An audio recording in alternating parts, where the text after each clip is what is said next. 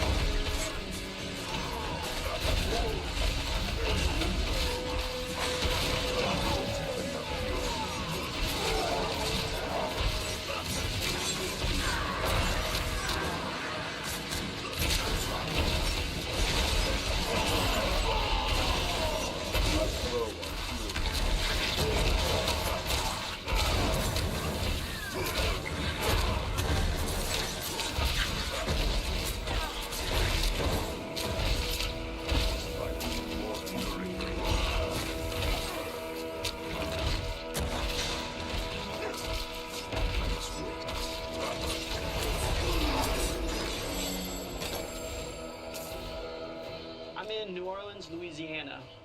This city, more than most, has had to rebuild itself many times. Well done. And through that, it has a strong DIY ethic. And I really respect that. I feel like as a skateboarder, I can relate to the rebuilding because a lot of times we hold skate parks in abandoned spaces, kind of like this one. And either the property owner or the city or whoever will come through and tear it out. So I can understand that drive to just keep moving and rebuild. A lot of people know about Katrina, which happened about 10 years ago. But outside of Katrina, there's been tons of big storms here and floods, and it seems to always stand up proud. I want to explore that. This spot's called Titty Bars because there's these cement things that look like bars, I guess.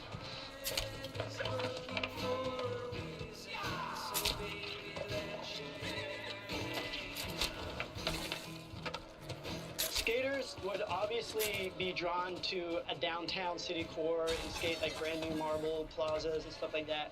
But you can't, you get kicked out. So you go places where no one is. You can do whatever you want, create whatever you want, make as much noise, be quiet.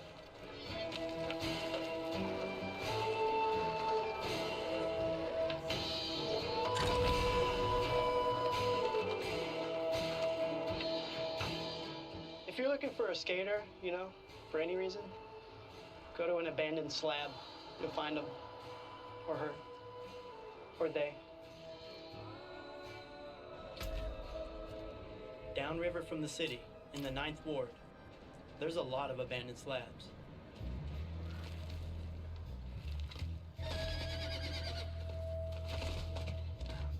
I found some deserted concrete and a crew of skaters in no time. Oh, yeah, Vanille. Pretty rough spot.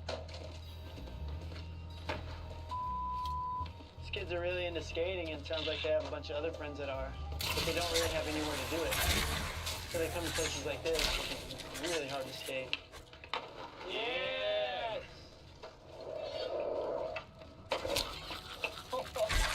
Just stops and you'll land. Let's go somewhere safer. Lou Dorsey was born in New Orleans East. His family was forced out during Katrina, but eventually managed to move back 2 years later. What was it like to grow up in this neighborhood? When I first moved around here, I didn't really know anybody till like I came off the block. I used to skateboard. I used to like play football, basketball, play it, tag. And I started skating. And then I seen some guys like doing some tricks. I was like, they can do that on here. I want to learn this. Is there anywhere to go or anything to do around here for young people? Not at all. We don't have like skate rings, movies, all that got torn down. Like the song wiped out, the movies, the mall, We had a Six Flags, but that's done, and the city's not doing nothing for the East. It's just crazy. Really? So like all your amenities were wiped out with the storm, Yeah, and nothing's been done about that for what, 10 years now? 10 years, basically. Do you think it's important for people to take things into their own hands and sort of make their own places for fun? Yeah, but it's like really hard to do that because like we built like a DIY spot and like the train company like tore it down. Oh, really? It's too close to the train track. But then we built like further out, so we had to deal with the city property. Right. And then they tore it down. Struggling with poverty and violence since the 80s, seemingly ignored post-Katrina, New Orleans East has barely bounced back. New Orleans has been known for like crime and stuff, but that's just building off of that. Like, there's really nothing to do. Like, Right. that's why kids always in the streets, like, doing like horrible things. Right. Like they're just lost. Yeah. When kids get in the streets, it's like real bad. Like, I feel like we have more like teen violence than anything in the city because once again, there's nothing to do. And like, one of my friends, I used to go to school with him. He was supposed to graduate with us, but he just got killed like, what, 2 weeks ago? And like, that's like that first friend I grew up with. I went to school with that died. It's like the fifth one. I'm sorry, man. Yeah, it's like, I want to say you get used to it, but it's still crazy. Like I just laughed with this guy and like.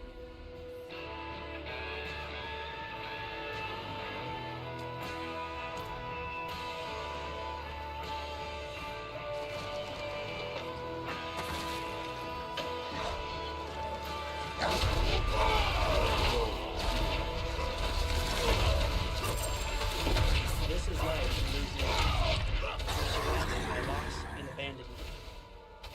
The vacant lots and empty concrete slabs become places to fight for. But it wasn't always this desolate here. New Orleans East used to be home to the most happening spot in the city. The abandoned Six Flags amusement park. Resting in pieces since 2005.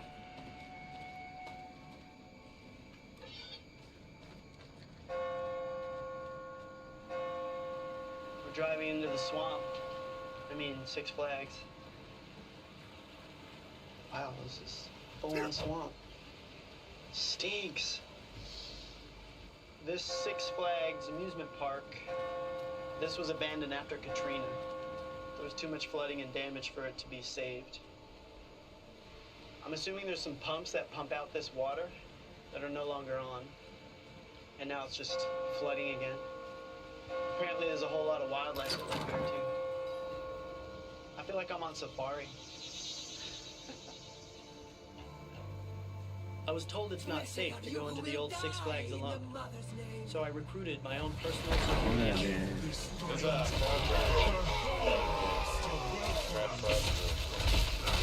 snakes, works on anything. Reed Turgeon and Nick Bond used to hang out here as kids. These days, they work in pest control. So you're gonna be our animal protection squad? Oh yeah. I've heard they've got a lot of pigs in here. Wild boars. Oh, okay. Yeah. I thought you just meant like pigs.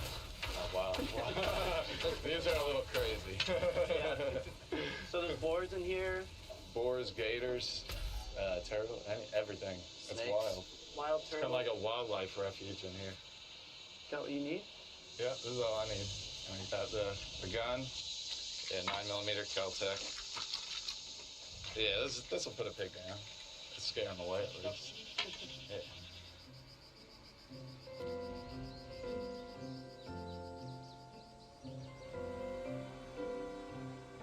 You guys used to come here as kids? Uh-huh. Yeah. Yeah, as kids we came here. I remember my first trip, I came here with my uncle and my cousins. Yeah. I didn't have any fun because it was too crowded. We didn't get to ride any of the rides. That's the worst. This was crazy back then. It's a shame. Yeah, it really is. Yeah, this is just nuts. Seeing all this. Man.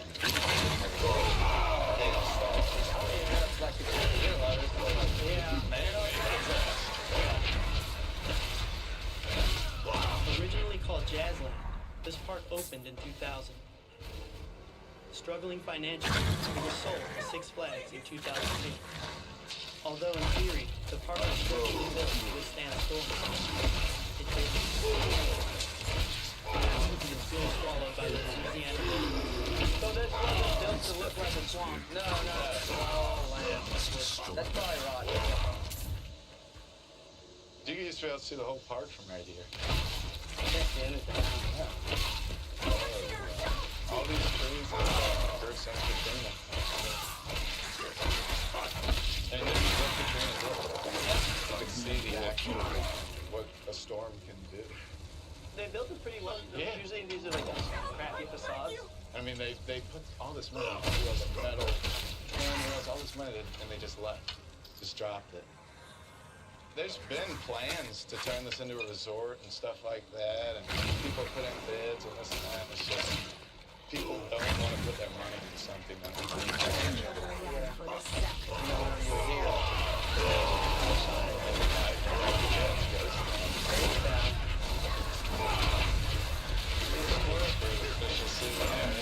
souvenir from the Six Flags.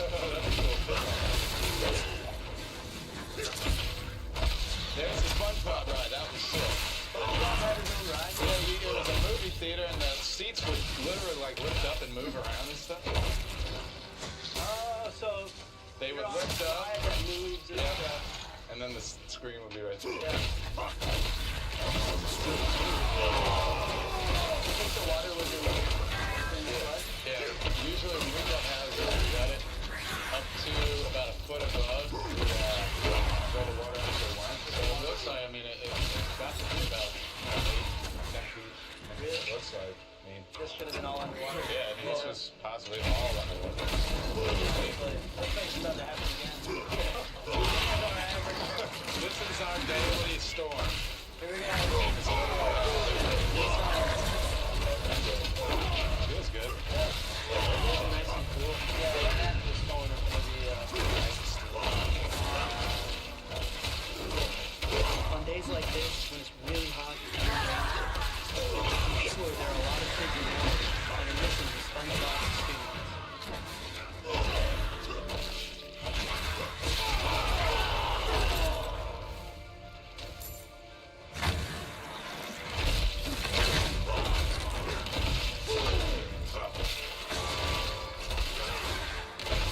What used to be the Six Flags New Orleans closed down over a decade ago. Not ready. Much of the city has fixed itself. But this massive playground has become a swampy jungle.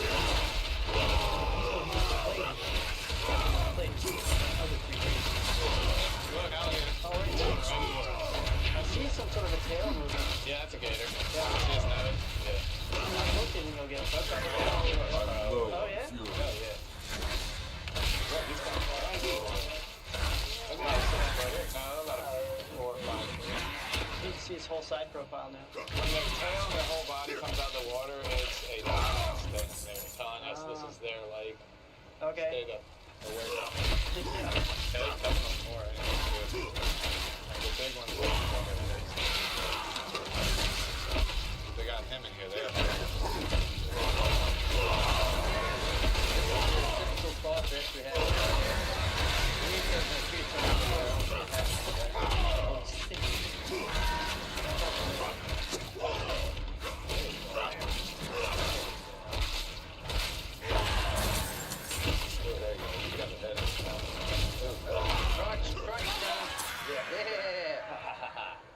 New Orleans East, we're looking at alligators. Yeah, seriously. We're in the city looking at alligators. That is nuts. But people didn't come here to bump into gators. Out of my They came here to bump into each other. Leprechauns. Wow. This was a popular ride. How does it feel to be here now after it's shut? It's strange. Yeah. It's like eerie.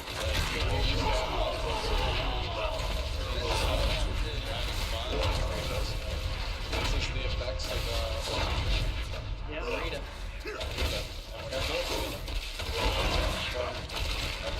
And there's nothing like this around anymore. There's nothing. I think they did really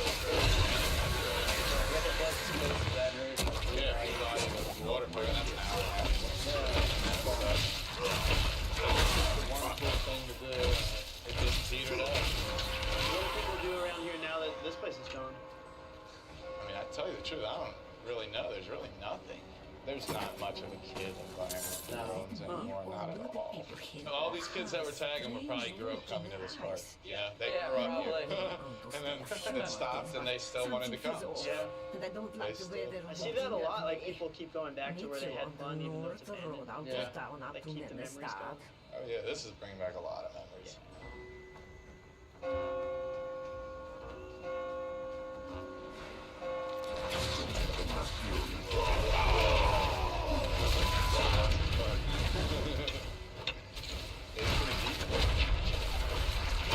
You get through there? That one might be better. This one might be better. National Security. Yeah, it's swamp. I need more time. They gotta call their landscape when it's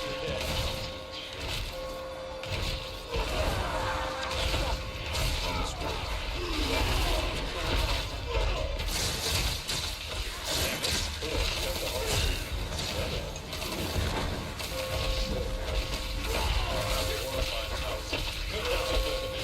Definitely afraid. The only thing I'm definitely afraid of is I do not like There's a staircase.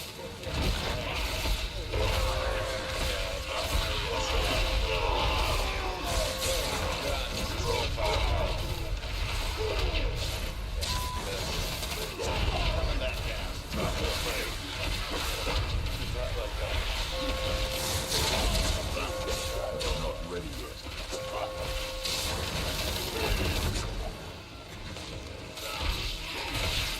Before the flood, the sights and sounds from up here were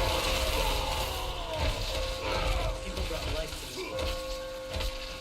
Now, wildlife. Surely. You can see the gators from up here. One there, there's one that was right over here.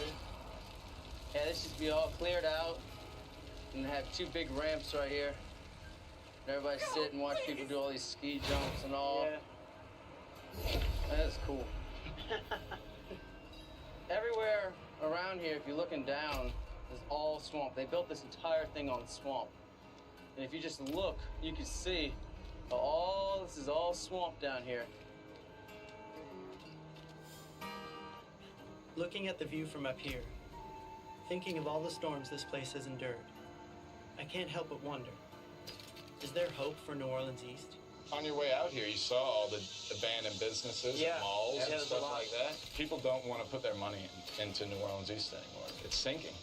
I mean, we're still at half of what we used to be in Yeah. New Orleans. We used to have 450,000, 500,000 people Yeah. here. We're only at 250,000 about. No way. Yeah, I mean, it's drastically reduced the numbers in New Orleans. And Right. It's still a ghost town in most of New Orleans East. A decade later. Oh yeah, it's wild. It is wild, and it's becoming wilder. With every passing year, this amusement park sinks further into the swamp. Once filled with the music of joy, now it's just another verse of the Katrina Blues.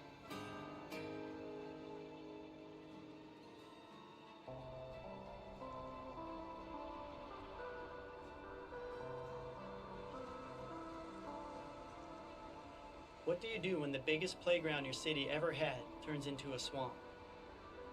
Well, you could always go find the cracked foundation of a demolished mental institution and make it your own. I'm at this slab spot where some skaters have built some obstacles. They're carrying in some supplies to build some more. And I'm gonna help them, but I won't help them carry it because they gotta learn. Oh. Any town will have a slab that you could do this at, but you gotta keep it real quiet. Shh. This feature has been taken over by the jungle here. You'd be going this way, so this would represent the crumbling future. Whereas the past is more solid. And there's some sort of Sanskrit written on there. It's actually a fascinating piece. I was invited here by a skate crew that call themselves Forever Dumb. So these are the local dudes that have built this spot up already, and they're about to build a new ledge. So they went and got some supplies like some quick-drying concrete and some trowels and some buckets, and they're just gonna take it upon themselves to make a skate spot. Why do you feel like you have to do this, build stuff here? Because I don't have anything else. And like, have you ever skated around New Orleans? A little bit. It's not ideal for skateboarding. Right. Do you know what used to be there? This is actually an asylum. Like an institute. Yeah, in the 80s, it was an institute, mental asylum. And then in the 90s, I believe, it got torn down. Okay. And actually, like, a lot of Asian skaters just stopped around it. Oh, really? Yeah, a couple of Asian skaters, like, don't know about this spot. And, like, Yes. Legend has it somewhere in the forest. There's a, and I believe it too. Like I. Alright. Get a weed whacker.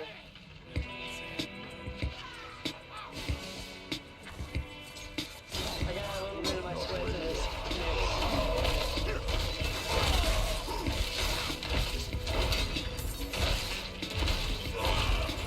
Yeah, this is gonna be a really good spot. It's gonna take a while to dry.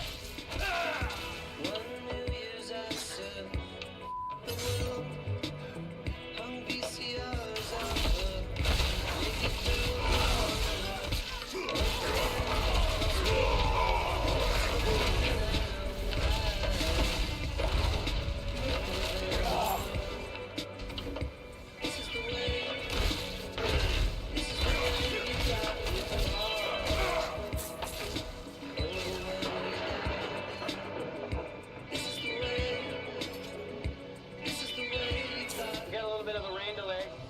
Shouldn't be too bad.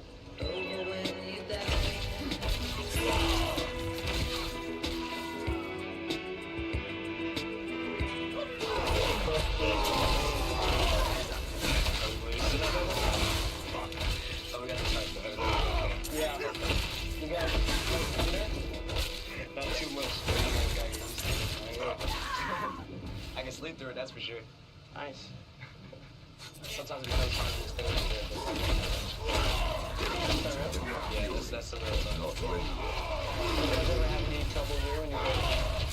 Actually, yeah, we've been Twice. I think it was a female and a male, and they just ran out of the bushes basically. One with a ski mask on, one with like I think a 22, like just a little revolver, Yeah. and you know, just asking us for our wallets and whatnot. We were just like, yeah, take it, just Yeah. leave us alone.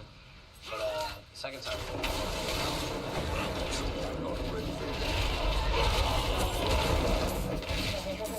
The dudes came up and sat down while we were skating. So they pulled their gun out.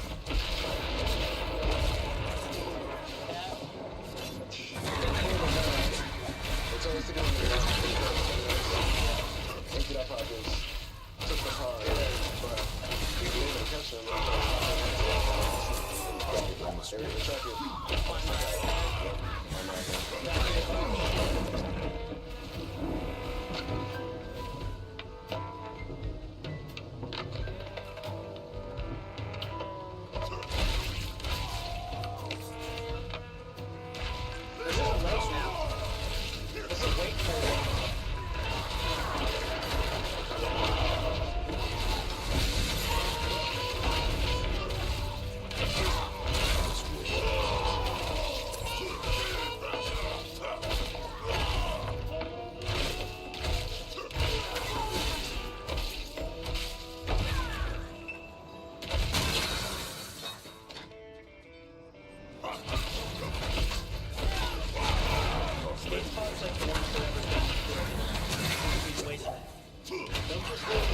They're inspired by Parasite and want to invest in DIY parts.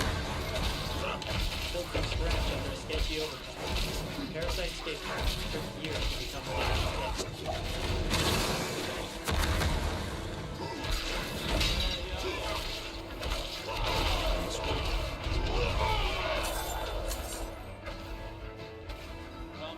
This is Parasite DIY skate park. It's underneath the freeway. Formerly just like empty space that nobody used for anything. Hey, what's up, man? Adam? Adam, man. Rick. Nice to meet you. Good to meet you. Adam had his eye on this spot for a long time. He saw potential in an unused, underappreciated space.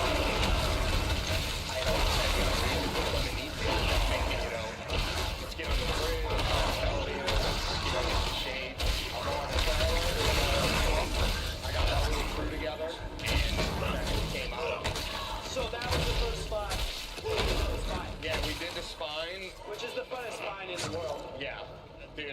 stoked you like it. Yeah.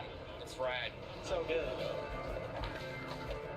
Normally DIY parks are illegal and they get torn out, but this one is now a recognized city skate park. Like, how did that happen? We knew the area was a rough area, so obviously stuff like that, you got a better chance for it to be able to stay. The use of this space before was drug activity. You know, it was heavy, you know, negative stuff for the city. So we turned it into a healthy area. How do the people in the area here take to this? They obviously wanted to know what was going on. And once they realized that we were not out here destroying anything, we were out here building something to help the community, they got involved.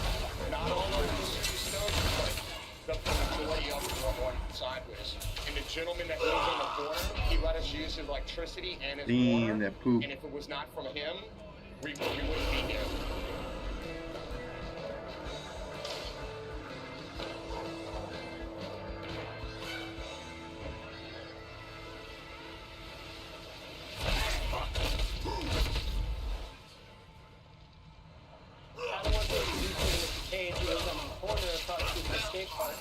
And he really helped them build it.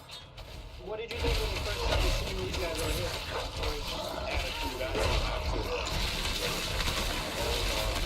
We're not ready yet.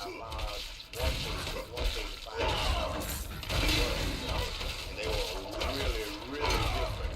Mr. Kane, so thank you. Running water and electricity we let us use for years. Yeah. And never would take a penny from us. I mean, the place was like this, man. Everybody had to have their own place. We are a adopted New Orleans skateboarder, and you helped us out that much. Man, I tell you, and I was adopted by somebody who knew what they were doing.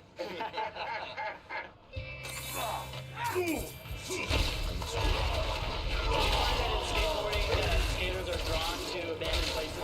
Yeah, I mean, you're looking out this window and you're driving places, even as a kid, you see the world, it's a beautiful thing, you know? We're engineers and architects in our minds from the early days of skating, and I'll say it to everybody, man, don't ever be scared to get dirty. It's never gonna be perfect when you first do it. Sooner or later, you're gonna make something, and you'll be proud of it, and you're gonna help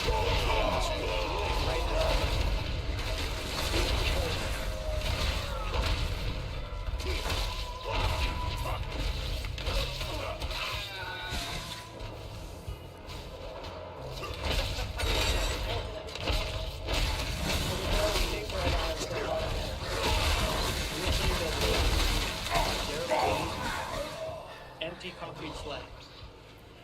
There's obviously a lot more to New Orleans. To see more, I reached out to a guy who's not your typical tour guide. I'm meeting up with local punk rocker D. Slet from the Slets. I'm gonna check out the city.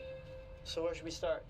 Let's take a ride, all right? We're gonna pull out of the bywater up to the French Quarter. You can see just beautiful architecture too.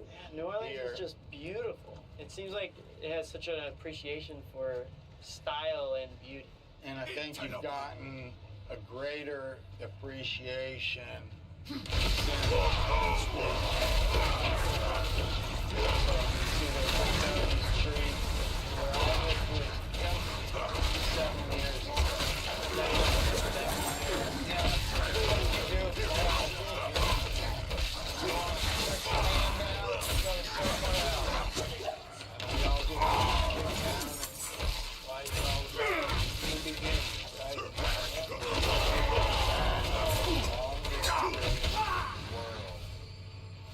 Shit. You can't see where it is. serious curvature of the world. That's what my brother always Yeah. say.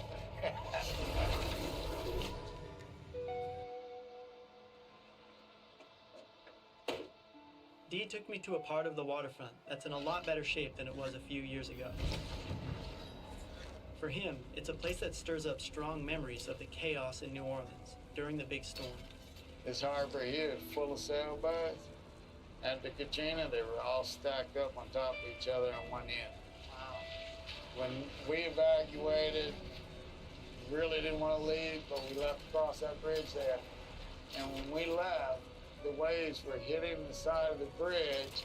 We had to run our windshield wipers because the water from the lake was up really high. We were the last, supposedly we were the last little convoy that went across the bridge, and then they closed. Were you worried that you could possibly get washed off? No. No. I Wasn't was that pissed off that we were leaving. Yeah. I'm still pissed off that we left. Do a lot of people here have that mentality, like I'm not leaving? A lot of people. People that weren't allowed, that wanted to come back, that weren't allowed to, will never leave again. And then other people that say, I don't care. Seems like out here, there's a lot of good times, right? Absolutely. And That's the with greatest. the good times, you gotta have the bad That's times. correct. That's right. If it was, it's like a heartbeat. It's like the little machine in the hospital. Yeah. And unfortunately, I've looked at too many of them. But the good one, it's going like that. You know, it's going up and down. But it's really bad when it's just like this straight line. It's just like life, right? Yeah. It's living. Takes ups and downs. I think that means a lot to me because I always feel like I'm always like that with everything. I think that's where we learn. Yeah. Talking with people like Dee, you get the feeling it'll take a lot more than a natural disaster to make New Orleans flatline.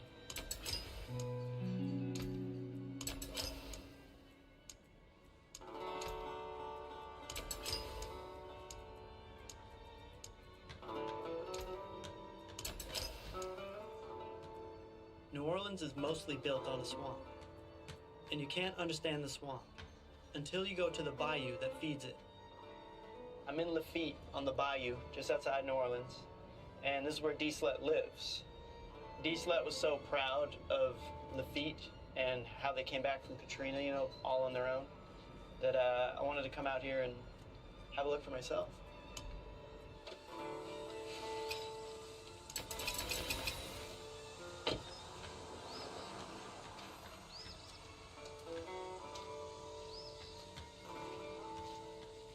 We're in the swamp, the jungle, and a farm all at once.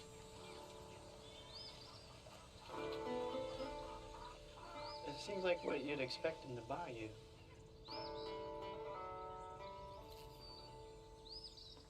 What's up, buddy? Good day, Mr. Slut. Who are you? Hey, that's Sheba. Hey, good to see you. All right, good to see you, brother. Thanks for coming down, Thanks for man. having us. You bet. So this is my paradise. Pretty incredible. This is my retirement home. Yeah. You want to come inside for a minute? Yeah. Come on in. Right here. Oh, the sluts? Yeah, we probably ate a Quaalude before writing it. And we were definitely in with the pudding, man. Who's the pudding man? Bill Cosby. You know, the old Quaalude man. Right. I get it. This is one of the neighbors. Al.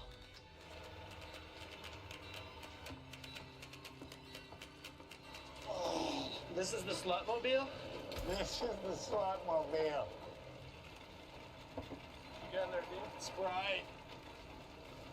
You drink a lot of soda, I'm a little concerned. Yeah. It's not good, too much sugar. It's good for you. It is sugar-free stuff. Oh,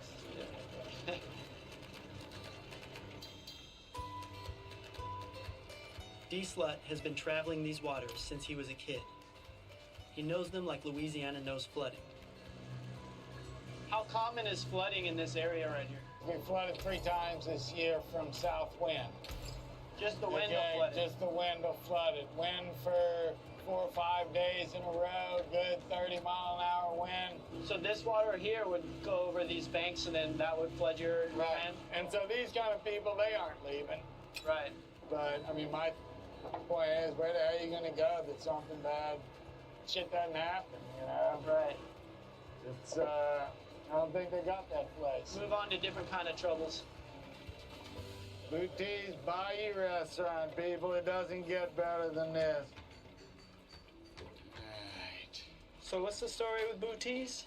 We're now down in the lower Lafitte, which floods a lot more than upper Lafitte. Katie and their family, they have mortgaged their homes. They have basically put everything at risk to try and keep this restaurant open because she employs 4 or 5 people here. These are people who she feels great loyalty from and feels that this is something that's important to our community, and a community that's just slowly dying, and a lot of people kicking and screaming that don't want it to happen. Hello, Katie. Katie, this is my friend Rick. Hi, I'm Pleasure. Katie. Pleasure to meet you. Katie is one of my Bayou heroes right here. Oh, this is nice up here. Mm-hmm. It's really nice. It was a nice area. We had a cover, and Yeah. people used to come up here and sit and eat. Mm-hmm. It was really nice. You could see the boats coming in with their catch all year round. You think one day it can maybe come back? Well, we've thought about it. If we get investors, we probably could. Right. The economy right now is not at its best, so Sure. we have to do what we can with what we have Exactly, yeah. to make do.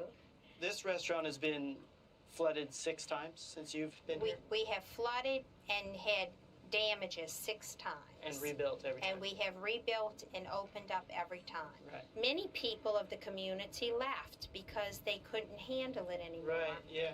But I would never leave because this is my home. Right. And I feel it was worth the investment in my personal life and in this community. That's why you do it? And that's why we do it. Is it for the We community? don't walk off. Right. You know, it's for everyone.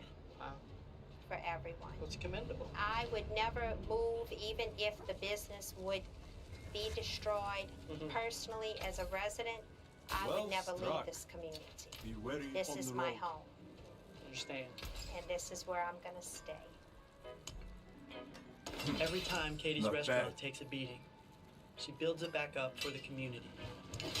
With the help of people from the community, like Dee Slut. Are they the greatest people or what? Huh? You're really sweet. Y'all want to try and do some canals? Yeah, I want to do some Right, canal. right. Let's get out of the city here. Let's get out of town. Yeah.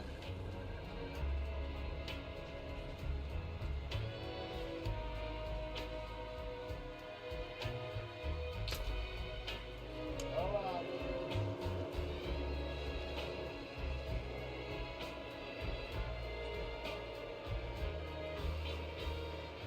Bad day out on the boat is better than a good day at the office, buddy. Yes, sir. You know what else they say? Give a man a fish, you feed him for a day. You teach a man to fish, he sits in a boat and drinks beer all day. It's in the Bible, read it. Dee comes from a do-it-yourself-minded community that is resilient and supportive, which is exactly what it needs to be. These floods don't seem to be slowing down. Can I And for just Dee's push paradise to survive, back in their that sockets? same DIY ethic Just like is vital. that pain. The shock is burned. Oh God. At a band of left for dead, abandoned hospital, the forever dumb crew are hard at work. Back at the ledge spot, it's cured, it's ready to skate, but we got all these poles to clear out first. So we've enlisted some local skaters to help. And me. Spread it out. Sun will dry it up. Oh, God. It's hard out here in New Orleans to be a skater. You're battling the heat, your voice. Usually when you go to a new city, you gravitate to the nicer part of town. But for this show, we've been going to the exact opposite of that. We're going to the abandoned places, the rundown, poor neighborhoods. And from what I've learned, you'll find really interesting things there and meet really great people doing amazing things. This ledge is just a start for this place. Look, they got a table set up over there. They're gonna have a barbecue. Yeah, we're just here skating. We got the new ledge built. Gonna have a little crawfish boil. Oh, he got out the bag and I gave him some beer. And kind of just let him go loose, be free. We're gonna eat the rest though, but he can go. He's cool. Right now we're standing on the slab from a torn down mental institute. We're surrounded by abandoned buildings. And then all these kids just came here, cleaning it up. They're building obstacles to use. And they're making this place a positive place again. It's called DIY, do it yourself. But nobody really does it by themselves. We're a community that's always stronger together. And if you're willing to put in the work, anywhere can be an amusement park.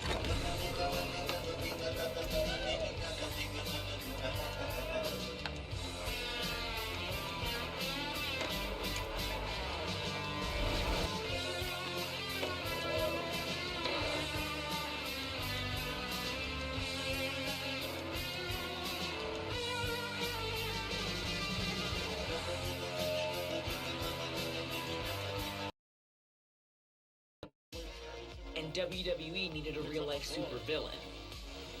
You want to look for unique personalities and unique personas, or you see something in someone, you could then take that and apply a new concept to.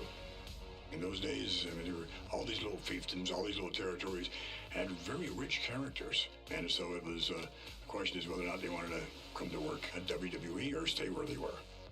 When the WWE began its national expansion, to come on board to the WWE meant now you're exposed to the entirety. Now you're going nationwide. It was national exposure, and exposure that a lot of the talent had never experienced before. Ladies and gentlemen, you're going to meet, without a doubt, one of the fastest rising stars in the World Wrestling Federation, a man who is really making a reputation for himself almost overnight, as a matter of fact. Would you please welcome Randy the Macho Man Savage? I can't do that here. I think Randy left Memphis probably, in hindsight, just at the right time. Somebody said something about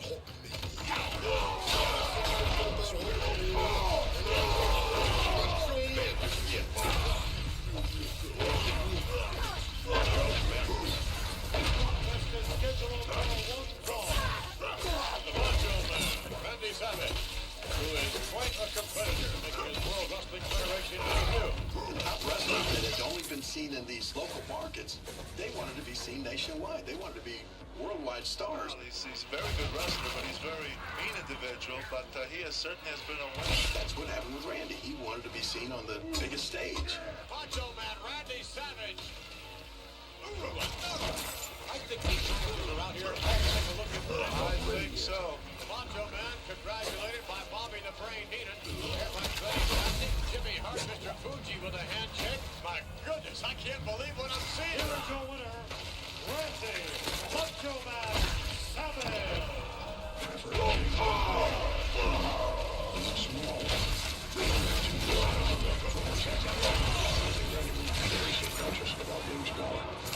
Randy won biggest in size and stature. However, Randy made up for the size differential with his intensity.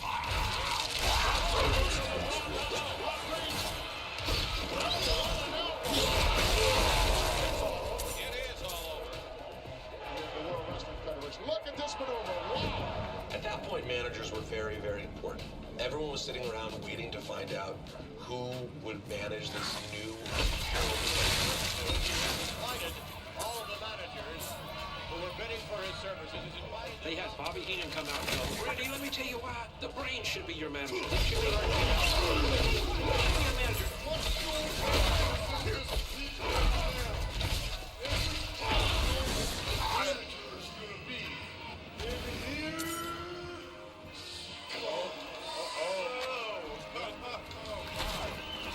Oh my goodness. We're going to have to find out a lot more about this lady. Hello, everybody. Welcome to another sensational hour of International All-Star Wrestling. I'm your hostess, Liz Hewlett. You know what, Liz was the love of Randy's life. And we happened to be around when they first met. I mean, you know, they met down in our territory. Lexington, Kentucky, on Richmond Road, had a gym called the Sinte Sports Center. Elizabeth was the first person who saw this morning, and she was carrying the towel and the key to the locker. And that's how Randy met her. They were married on December 31st, 1984, approximately 6 months before Randy went to the WWE. Randy still was. He was going to bring his brother, Lenny Poffo, later on became a genius. But Randy also wanted his wife, Elizabeth, to have a role in the company. His legend has it that Randy originally wanted Liz to do some broadcasting work for WWE, and then Vince took a look at her and said, No, you're not going to be a commentator. It's a waste. You know, so she became the manager. Beautiful woman. My goodness. The smile. It was kind of the prequel of all these reality shows. Savage selecting Miss Elizabeth to be his manager and giving her that proverbial was revolutionary. The Bachelor. Randy was one of the very first real scenarios of love on TV. People could just kind of pick up on the energy of that realness that was actually happening in real life. It was a unique pairing because she carried herself so beautifully and she had an elegance about her. It was kind of like this Beauty and the Beast sort of dynamic.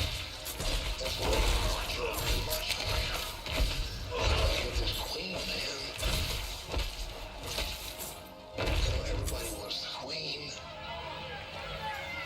I don't know what in the world. We're going to have to find out a lot more about this lady. She's not the boxer. Oh, Billy Jack sticking his nose first in the business. Oh, look at that. Scooped Elizabeth right around and look at that. At ringside, he would sort of give her a look sometimes that's like, you better, or there was an inherent threat to the relationship of Savage and Elizabeth. Don't get me wrong, I assume that part was him hamming up the character, but it's still uncomfortable to see now. He developed that persona, but he started using that personality in his real life. Randy was so protective of Liz. He started bringing her to the matches before he actually got her into the business. And he would put her in his dressing room and literally lock the door when he wasn't in there with her so that she couldn't come out and nobody could go in. It was almost like a way to dominate her.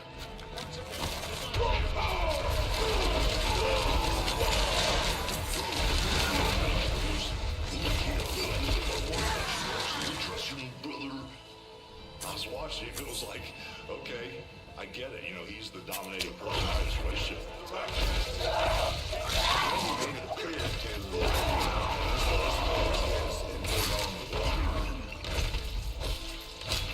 Jump out of the ring, take Miss Elizabeth and move her to the other side of the ring and tell her you're safer here. You don't know if it was a controlling factor or if it was a sincere, heartfelt protection that he wanted for Miss Elizabeth. He believed in his gimmick, and he lived his gimmick. And he became a rock star, even when he was Randy Poffo. You have to believe it. You have to actually believe it and feel it and live it. If you don't do that, you're not going to connect. Randy lived it. And he's ready. Oh, look at that. Give me a break. What do you call that, Jeff? I think the first thing that I perceived was obsession.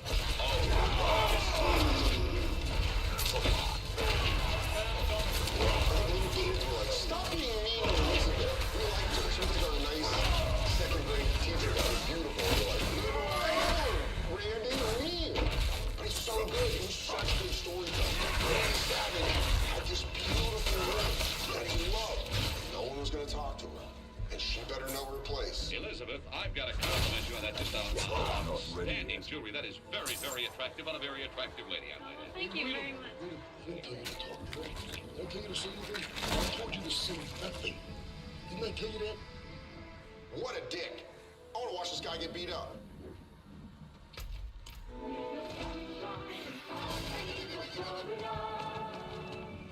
Tampa's a great town, it really is. It's kind of a white trash version of Miami.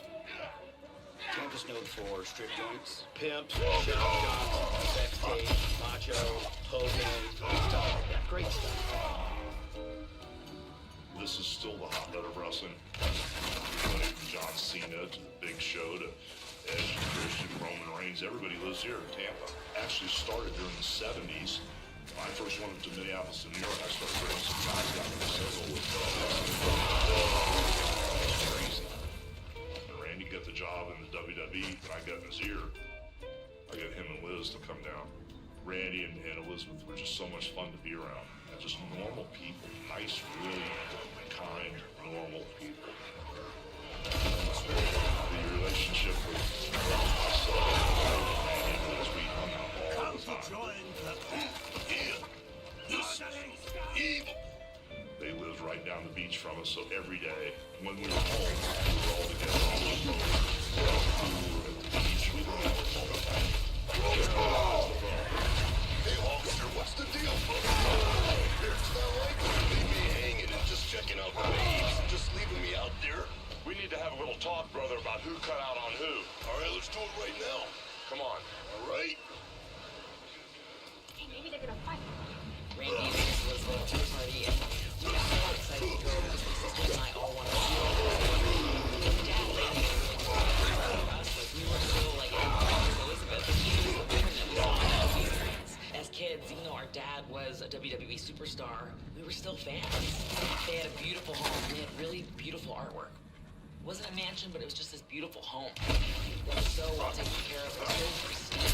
Their house felt like when we walked in, we had to like take our shoes off right away and put on like booties. So I felt like he may have had OCD.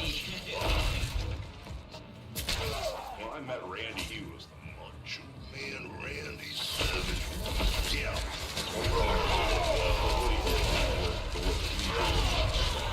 A guy named Michael played volleyball for 10 years.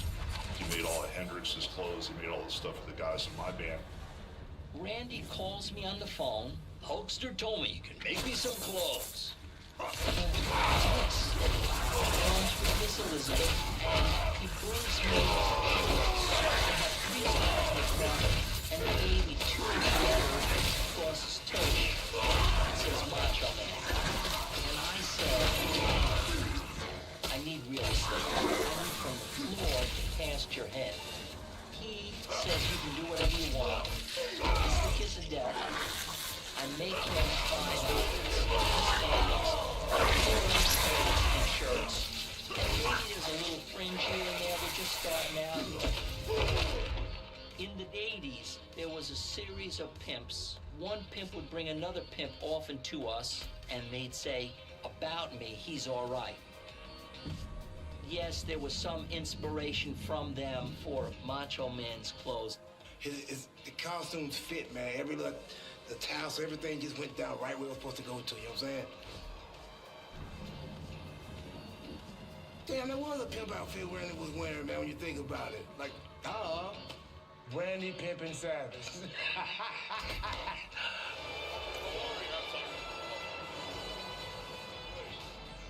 The guy that dressed the pimps in the 70s ended up being one of the most influential costumers in all of wrestling.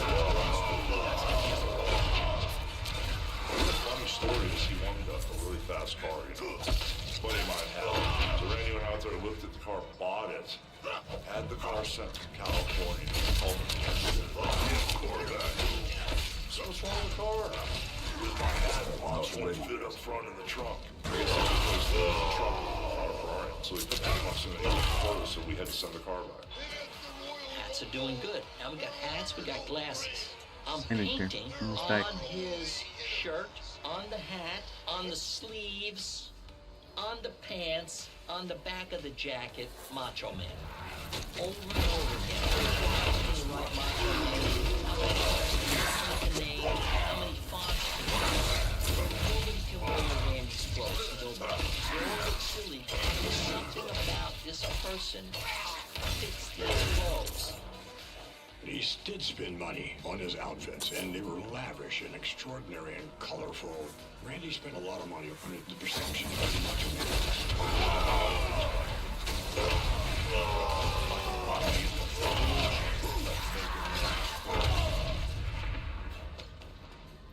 I wouldn't buy you a cup of coffee, but that's another subject. Randy saved his money. He was smart.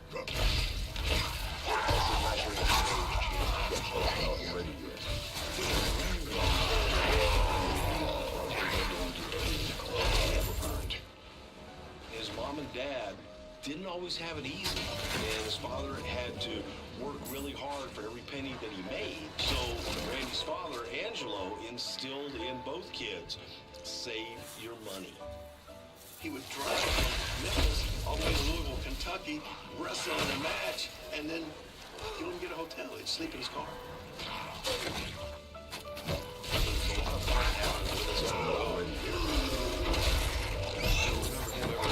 I'll say that.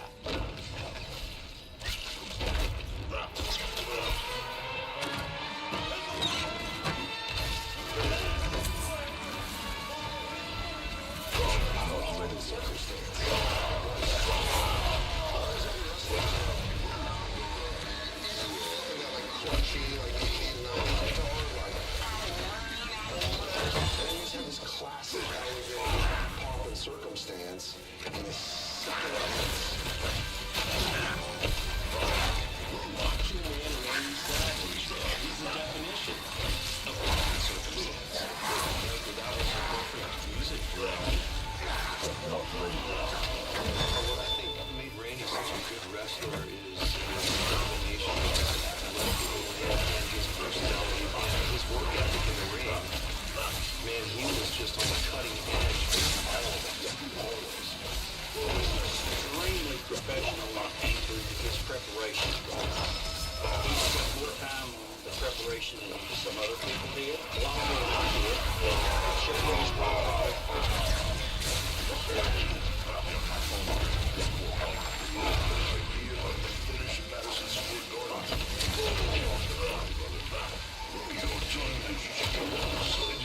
Okay, I care, Randy, I care. It was always just banging heads.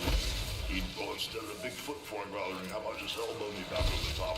Okay, Randy, fine, tell me more. He was always on time. He was a wild guy.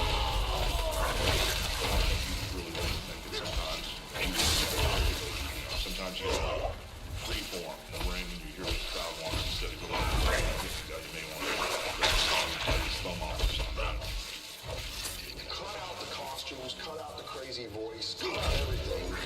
He's a man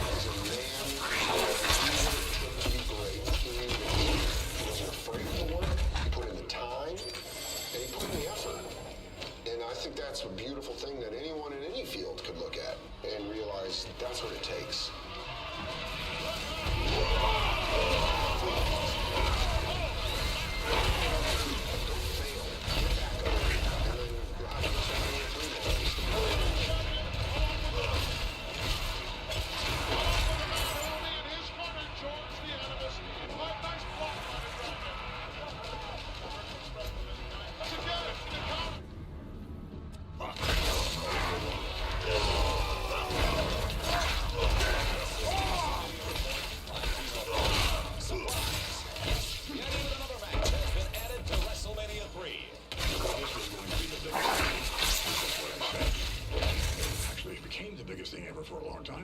We could hear the numbers coming in from the number of ticket sales at the Silver Dome.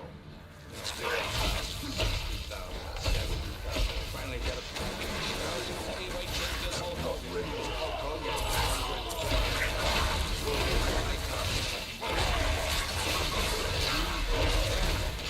We want a match that is Randy and Ricky were not trying to upstage my main event. They didn't go out there and go, okay, we want to steal the show from Andre. We want to steal the show from Hulk. They steal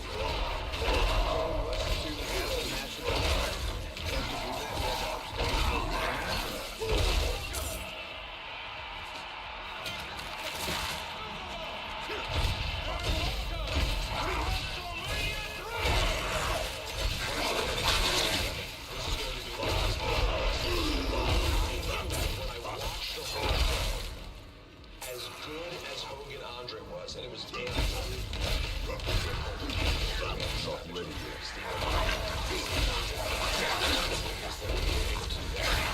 Randy Savage, detail repeatedly on notepads with they got exactly the match that they needed to have. We had these yellow legal tablets. We got into 2.5 pages of these long legal pads. We were getting up to like 160 steps.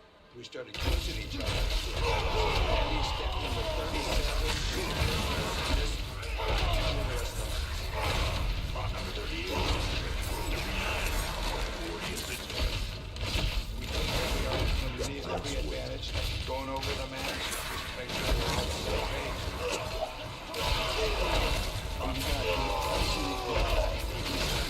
He's impossible to dislike.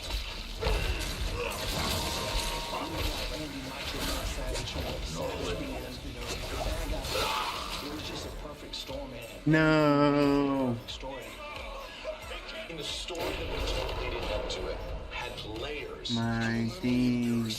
Not only pin you with the 1, 2, 3 count, but I'm gonna put you out of wrestling for good.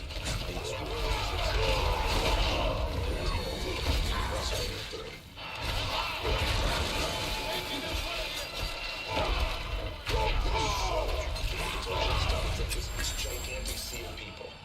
The noise of 90-some-thousand people. Your body would almost vibrate from when you came down the ramp through the curtain and your house. That's a lot of them that they dying. Because they're trying to remember 160-something different steps. 1, 2,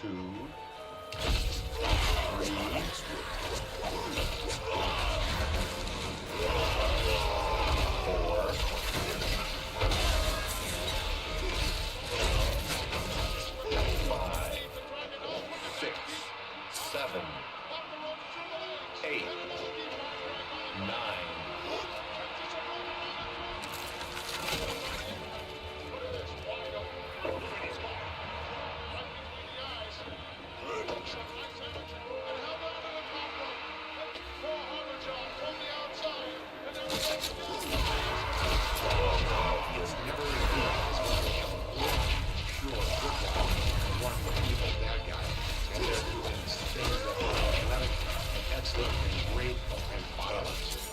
Reckless abandon.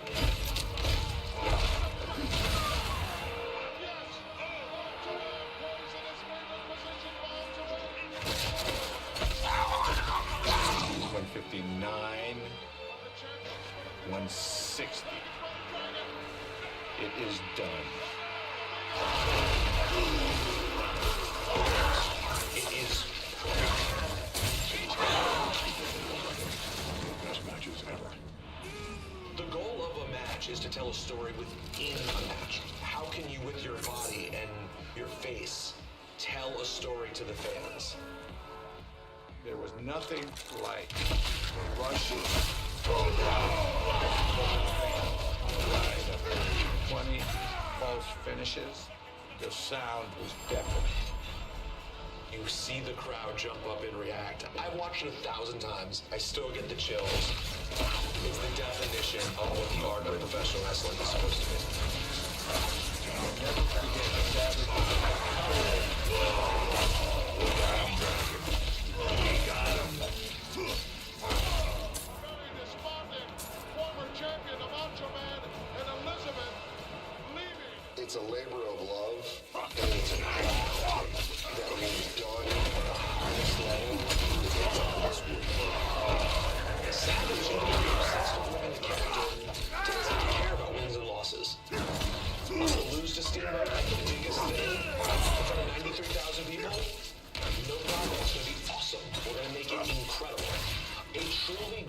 wrestler should be as happy when the third count hits if he's on top or it should be the same thing if the crowd reacts.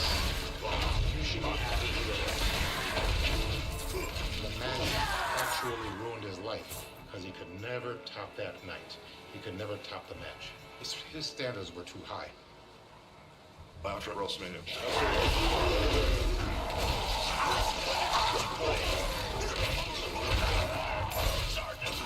Perfectly ridiculous. With Mr. Perfect, you can achieve perfection.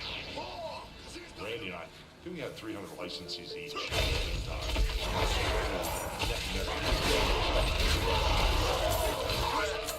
Everywhere they booked Randy Savage and Hulk Hogan was always sold out. Everywhere. We couldn't do anything wrong.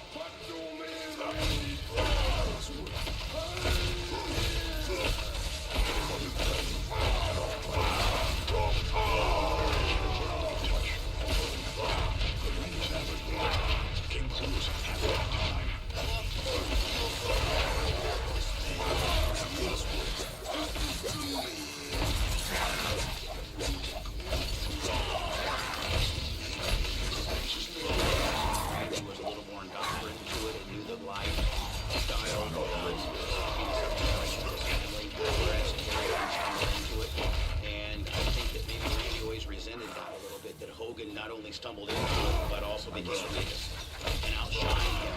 He wasn't jealous over anything like that. No problem at all, baby. No problem at all.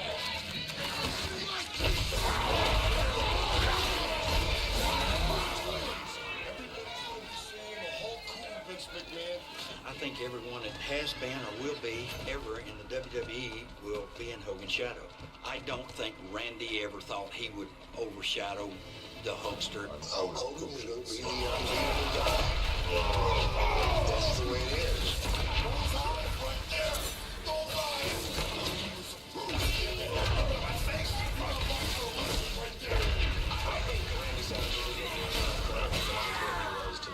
Success of the WWE at that time.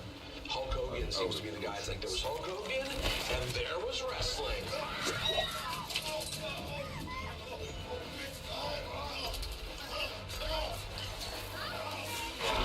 He was intense. A little intensity with the right toxins and the right poisons, and he can get a little crazy. Get out of the way! No! Somebody get the hell back there! Tonight is the first time that I've ever been the prize in a match. If Randy wins, I stay with him. And if George wins, he gets the title. And he gets to keep me. Tonight is definitely the scariest night of my life. When we look back on Randy Savage's career, so many of the most influential matches and storylines of his career involves Miss Elizabeth. So without her being a foil and a catalyst in this storytelling, we wouldn't remember those iconic, epic matches. He'd grab her and push him in front of him. He was the king of that move, of grabbing her and being like, I'm done that today, you know? Like, they're going to hit my woman, and you're like, what a dick! To use Elizabeth in the storyline was so easy. Looking back, we weren't setting a good example for kids watching at home. It's not something we do today, but we learn and we move on. It's professional wrestling, and I call it the theater of the absurd. Anytime you cross that line, that stirs the fans. When you start a reaction, that's what it's all about. You could first major ballet in wrestling to be kind of part of the story.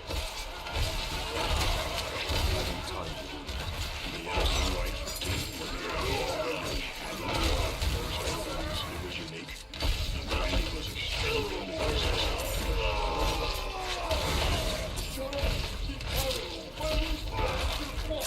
if you're given to be a certain way, and I can take that and boost it up, then it becomes larger than life. It worked. It just worked. Miss Elizabeth broke the mold. You remove Elizabeth from the equation of Randy Savage, and he's just a guy that talks weird and is incredible in the ring. Miss Elizabeth anchored Brandy Poffo to that character. I don't think she had any clue about how talented she was and how beautiful she was. She didn't have a healthy body image. Liz struggled with eating disorders. She struggled with bulimia. So she really struggled with just self-confidence. She tried to be what she thought the man that she was having whatever relationship at the time with, what they wanted her to be. So she would get lost in the relationship. I was the first one to push Liz down in a very physical, her sideways. So it was really a big deal. He asked me to come up to his hotel room, and we went over the pushing of Liz for about 2 hours. She was falling on the bed when I was pushing her sideways. How they got Randy to go for that or to do that, that's a mystery. What is this? 30 or 35 million people tuned in to see it.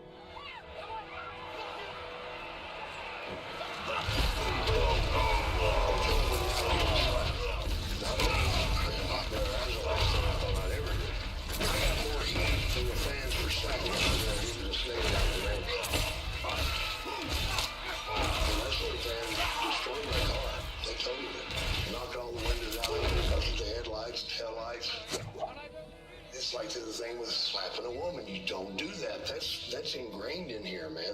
That's one of the 2 top evil things you can do. Can you imagine somebody slapping somebody today? Randy and Liz were married in real life. However, on camera, the relationship was never exposed. It was never talked about. It was more of an animal magnetism and attraction. Randy's character changed. Randy went from a very confident character to just a despised character, the Macho King.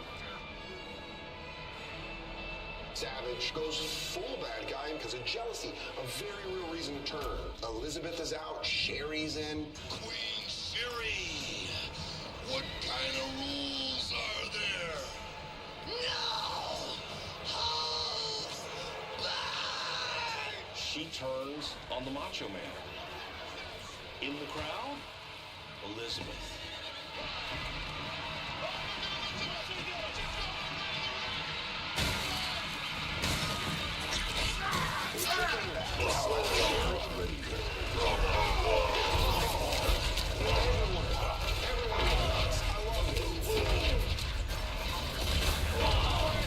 Bring us up to date on the Chronicles of the World Wrestling Federation. North Radio.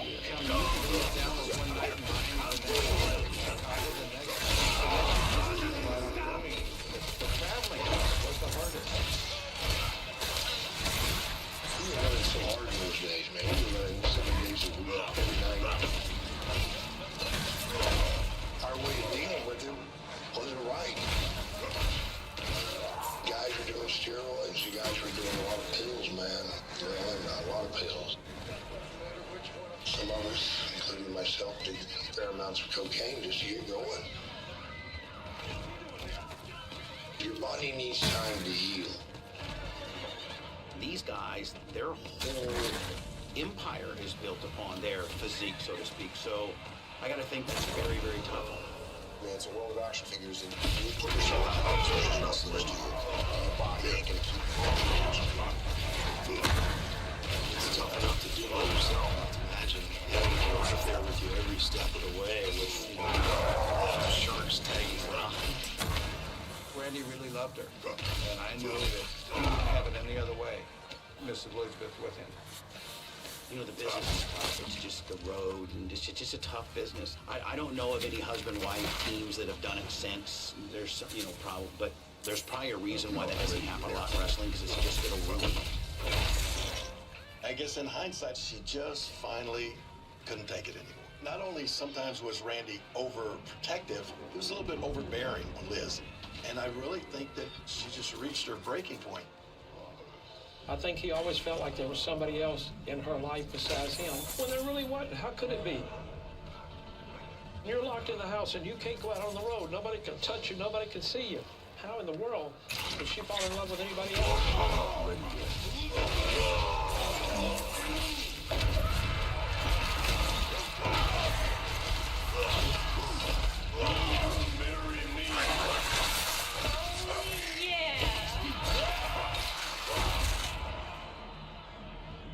Randy the wrestler and Miss Elizabeth were having a great life on TV. They were having a horrible life in real life, and I think that was a huge, huge accelerator, so to speak, of the demise.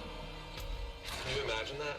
Like, if your marriage was seriously in trouble, and you guys were publicly married, so the world is kind of like, oh my God, it's so cool that you're married. It's like, you're actually married, barely married. I wonder how much of the worst of him was brought out in the wrestling business. They clearly brought the best out of him professionally, but I wonder how much it cost him personally.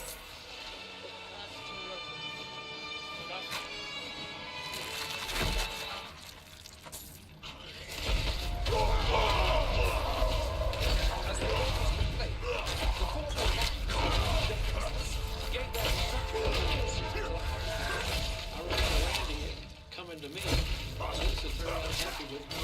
I think she wanted to go. And I said, well, maybe she just wants a little bit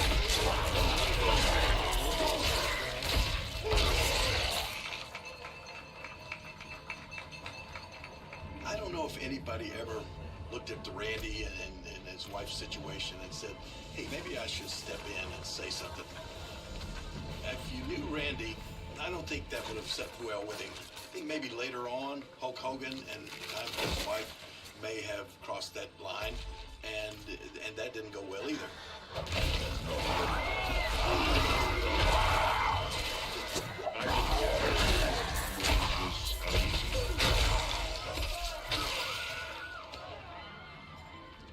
I just remember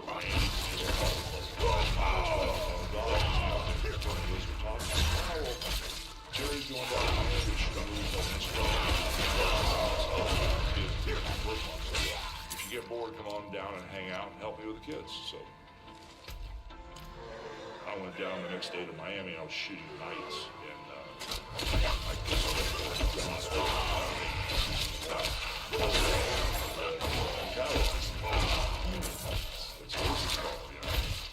go upstairs and I said, where's Liz at?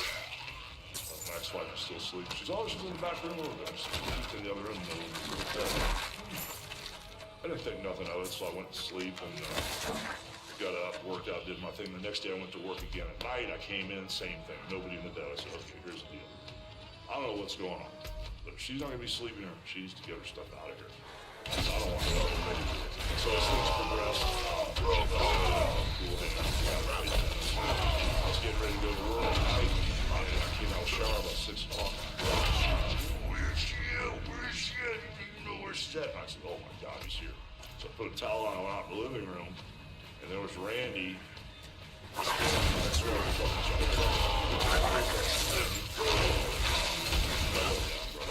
Grab the manager and say, hey brother, Macho Man's wife's here to help you. So the manager walks all down to the back of the hotel. The guy put the key in the door open for the I was gone. All of a sudden, get ready to leave, go with us like 20 cop cars outside the hotel. I was blamed for that. The truth is, after the second, I should have called him right away and said, like that, the cars here. I should have done that, I guess. That's where a relationship is. Just the that's how much money you go on. I just figured, I got her out of my room. I had no idea she didn't call home. I had no idea that she left and packed all of her stuff up. And didn't tell him she was done with the marriage. I didn't know any of this stuff. I just thought she didn't have to hang out.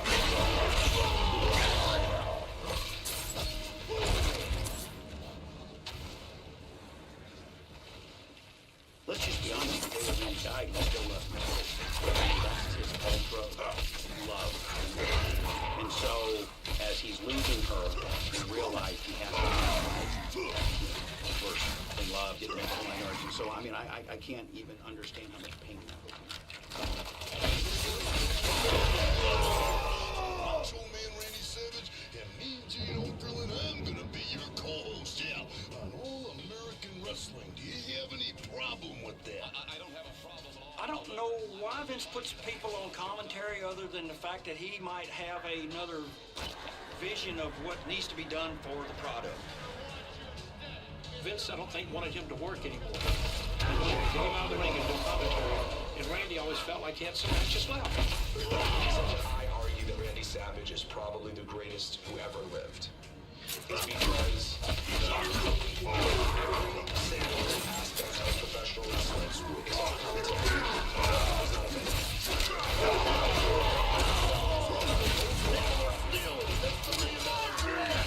Randy probably looked at it as, man, they're not thinking that I'm good enough in the ring anymore, that they're going to put me out here as a commentator.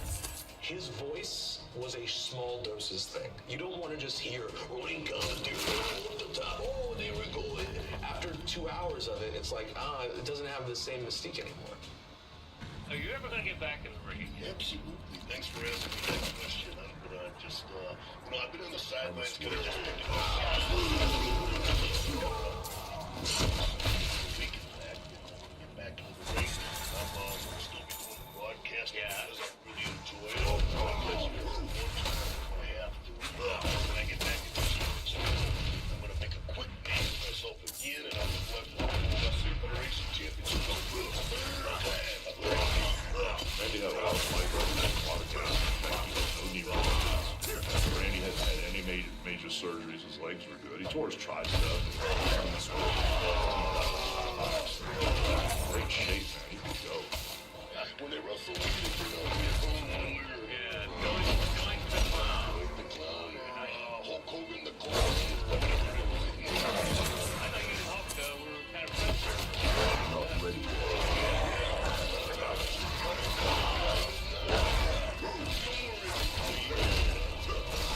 They said, you're having a roof movement, the best thing you can do is hold on to your mouth. He said, I'll give a second opinion on that. It turned out WCW didn't think it was true. I'll never forget that. I remember Vince walking around saying, has anybody seen Randy? I want to go over the format with him. And then an hour before our show started, somebody came to Vince on the TV.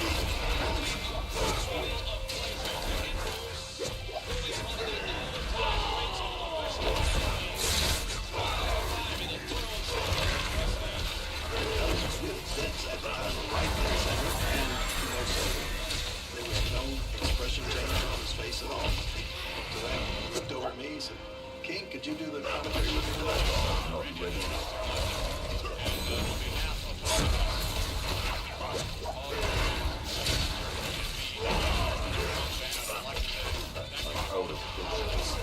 Even when it was happening, a lot of people didn't believe it was happening. Nothing but the best. Godspeed. It was a surprise.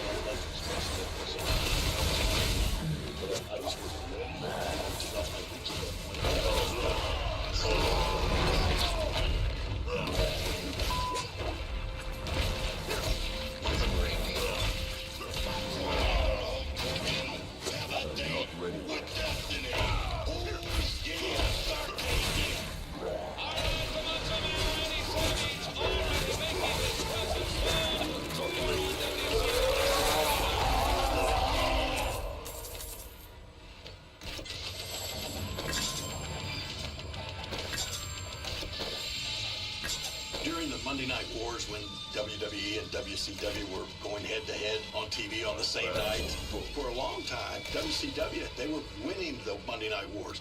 And part of that was because a lot of talent would jump ship, and Randy was one of those talents. I mean, he was a big, big star.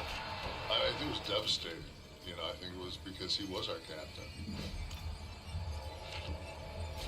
I remember a bunch of us were talking and saying, like, man, we don't have any stars.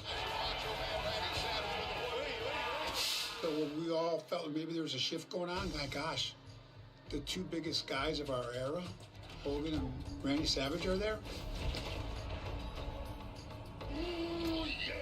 There was a huge rift with Randy and Hulk. So when Randy went to WCW, it was always a very business-like relationship. It was a really smart move because Randy wasn't done wrestling. Vince told him he was done wrestling. And Randy wasn't done wrestling. He had a major impact on the wrestling business once he came over and got back in the ring again. Randy was highly motivated, so was I. And when you get two highly motivated people that each want really the same thing, then it's just about numbers. And what was really, really interesting about negotiating the Randy Savage deal is it didn't cost me a dime. Because when Randy Savage made the jump to WCW, so did Slim Jim. Want to pick up the temple? Yeah! Step into a Slim Jim. He took Slim Jim with him, and that was to the tune of $750,000 per year.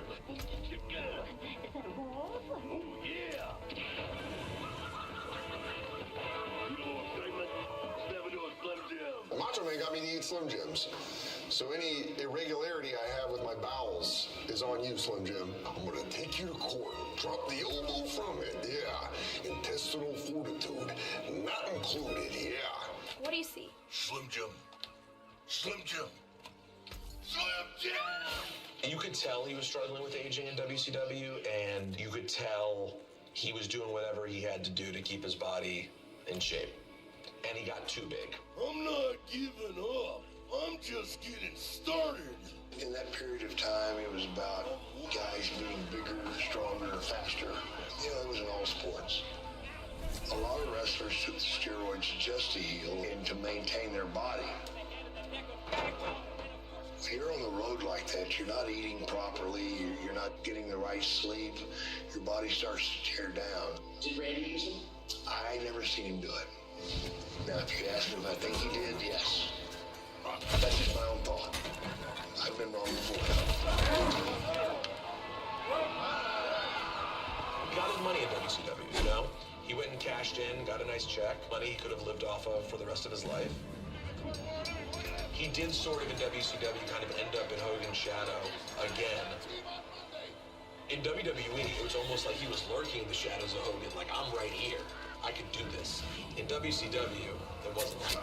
He was never a threat. Competition. I think the way the Randy Savage style, there was a lot of emotional feelings between he and Hogan. It was kind of scary. Even though we didn't need to have anybody tell you what was happening. You could see it.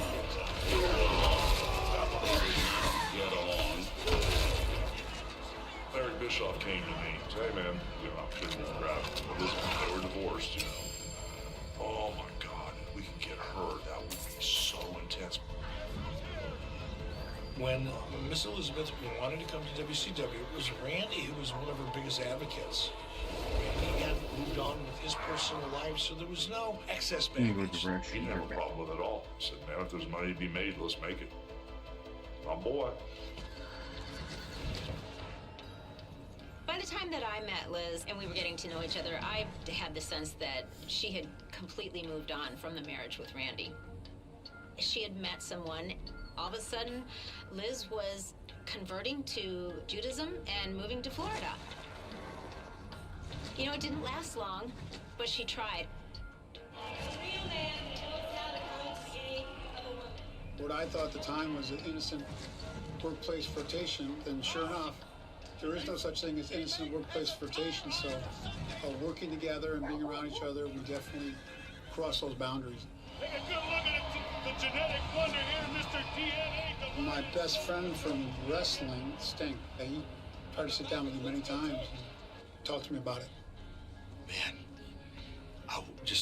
I wouldn't do that. There just wasn't any stopping him at the time.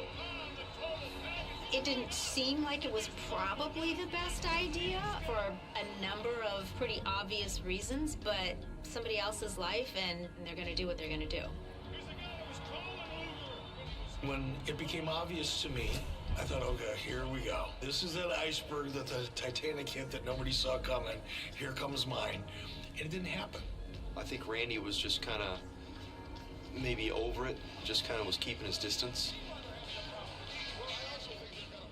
It was like a full circle situation because You know, if I hadn't have done that, then I hadn't have got over it. You know what I mean? Yeah. Because I don't believe in taking anything to the grave. You know what I mean? You know, because and me and Elizabeth are still friends. You know what I mean? Just something that didn't work, and it was a no problem situation. You know what I mean? And just life goes on, and you shouldn't spend the rest of your life dwelling over any one thing. When he had Liz, I don't think he really went out. When they separated, it was almost like having like a freshman in college. What are we doing tonight? I believe Randy Savage met Gorgeous George outside of the wrestling business. I'm not sure what she was doing for a living at the time. There may have been some dancing involved. I moved to Tampa, and the first person that I met was Randy. It was kind of like fate. I totally believe in fate. The first place I work is the dollhouse. So I get in there, they give me a sequin gown that I owe money for at the end of the week. I'm on the set list to go on stage. I didn't even have enough money to get a drink for myself. So I'm sitting there, and some old guy starts whacking me in my arm.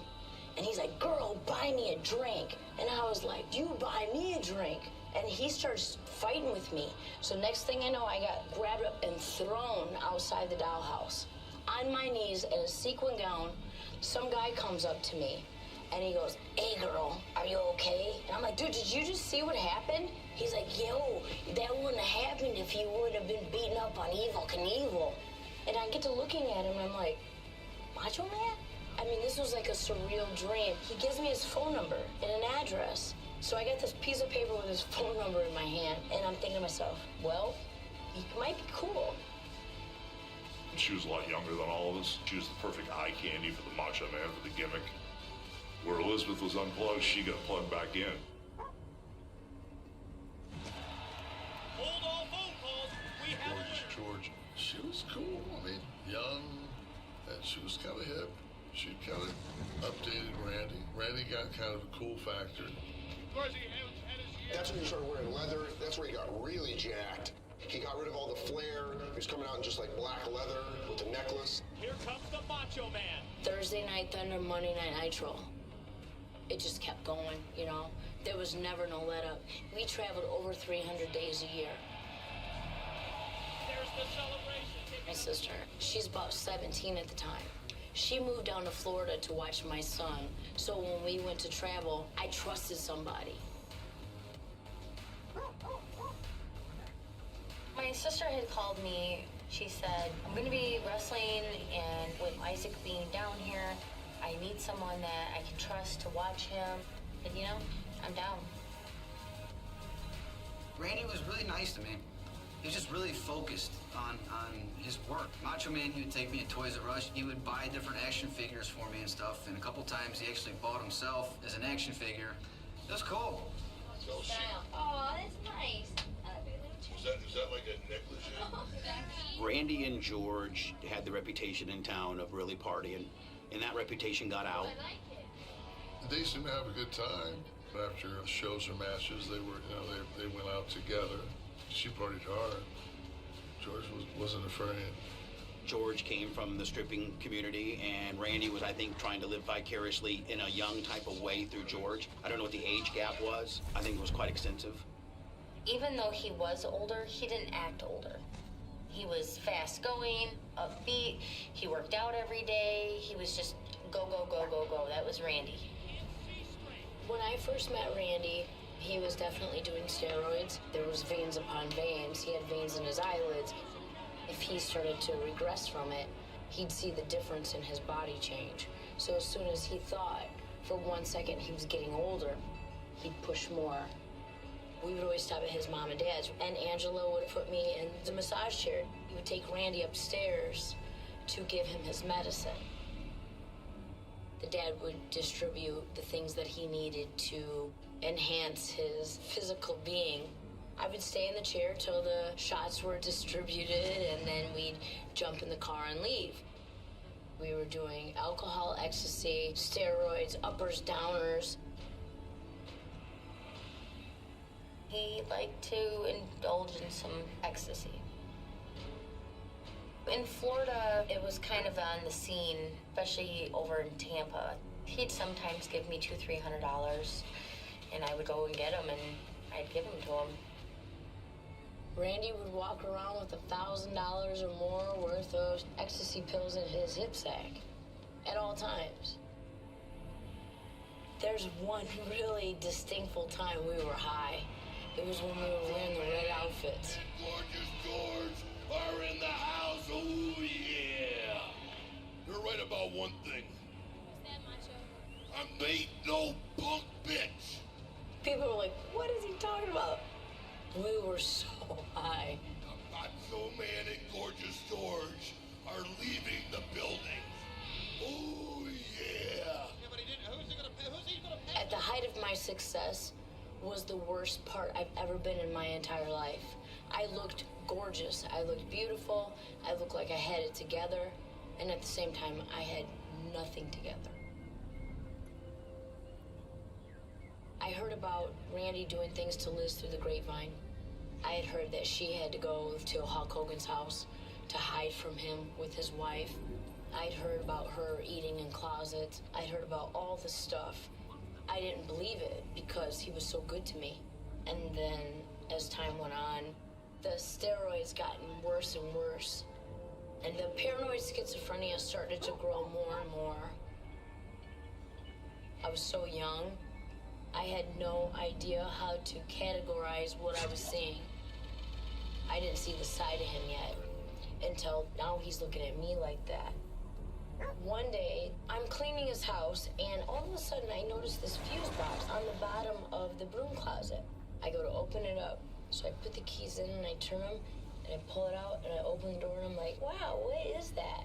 And there's 4 screens on top and 4 screens on bottom. Wow, that looks like my house. Wait a minute, that is my house. He's got my whole house taped. And then I hear him coming up the corridor, right? And right when he walked in the door, boom, clicked it, slammed it. I stood there like this. He goes, are you okay? I go, he goes, what's wrong with you? I go, take me home now. He goes, what is wrong with you? I go, take me home. There was things that he would say, there's no way he would be able to say that if he didn't have some kind of camera or audio video in our home because he wasn't there. That's when it got creepy. There was some times where, you could feel the tension between them both. Being that young and being around a lifestyle like that, it was really busy, everything was just really constant. Randy had it upon delusion of our relationship would be a termination of every kind of contract. He knew what he was doing.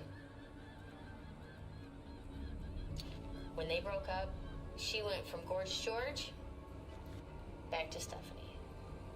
Done. Randy cut her out of every single thing. We ended up leaving Florida, and she got a place back in her home, Rockford. And we got our own house there and stuff, and Randy was really pissed off about that, and he wanted her, he just wanted her, and she didn't want to be a part of it. Nobody knew what I was going through. And I've never really opened up and told anybody. I don't want to tarnish somebody's reputation who was such a great person. The things that were bad were very bad, but the things that were good were very good. Miss Elizabeth was very pristine, was always on this extra pristine pedestal. I think she may have jumped out of Randy's frying pan into a hotter skillet, so to speak. I think the ongoing scuttlebutt amongst the boys was, this is not going to end well. We definitely did not put the brakes on. Might have been a good idea, but we didn't. In retrospect, of course. In hindsight.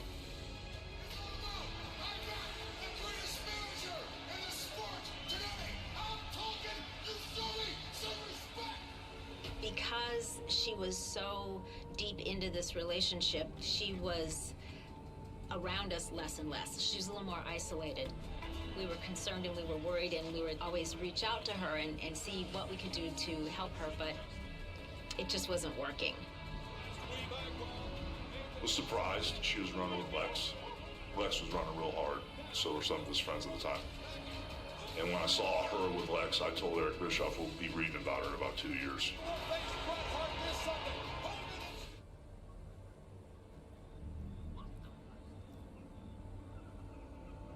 And I'm not getting punked out in my hometown. Let me just tell you that right now, by you or anybody else. You know, if he wants to fire the first shot, that's fine, because I'll fire the last shot machine gun style. You know, the sad part about this whole thing, I'm supposedly the enemy, and I'm this no good son of a bitch. Randy and Hulk had a dysfunctional relationship, much like many marriages that I've witnessed over the years, where a husband and a wife kind of tend to fall in and out of love with each other. If all the moons line up just right, you know, and everything is just great and it's a sunny day, you know, they might be able to work something out. It was that way with them. You know, they had their wars, you know, in Florida. Randy Savage got on another radio station and talked crap about me, saying that me and Hogan are having sex. That's fine, Randy. The girl you used to have sex with now is doing pornos. Join me tonight at Storman's on the big screen, and I'll play the Gorgeous George tape. It was all apparently real. They were always kind of hot at each other. When he started on me, I started on him, you know, and I had a bigger voice than him because I had a buddy here in Tampa that had a local radio show, and we just blasted him every morning, drove him crazy. Making fun of Randy kind of gravitated to my airwaves fairly instantaneously. So within a few months of Hogan and I hanging out, we just started kind of ribbing Randy.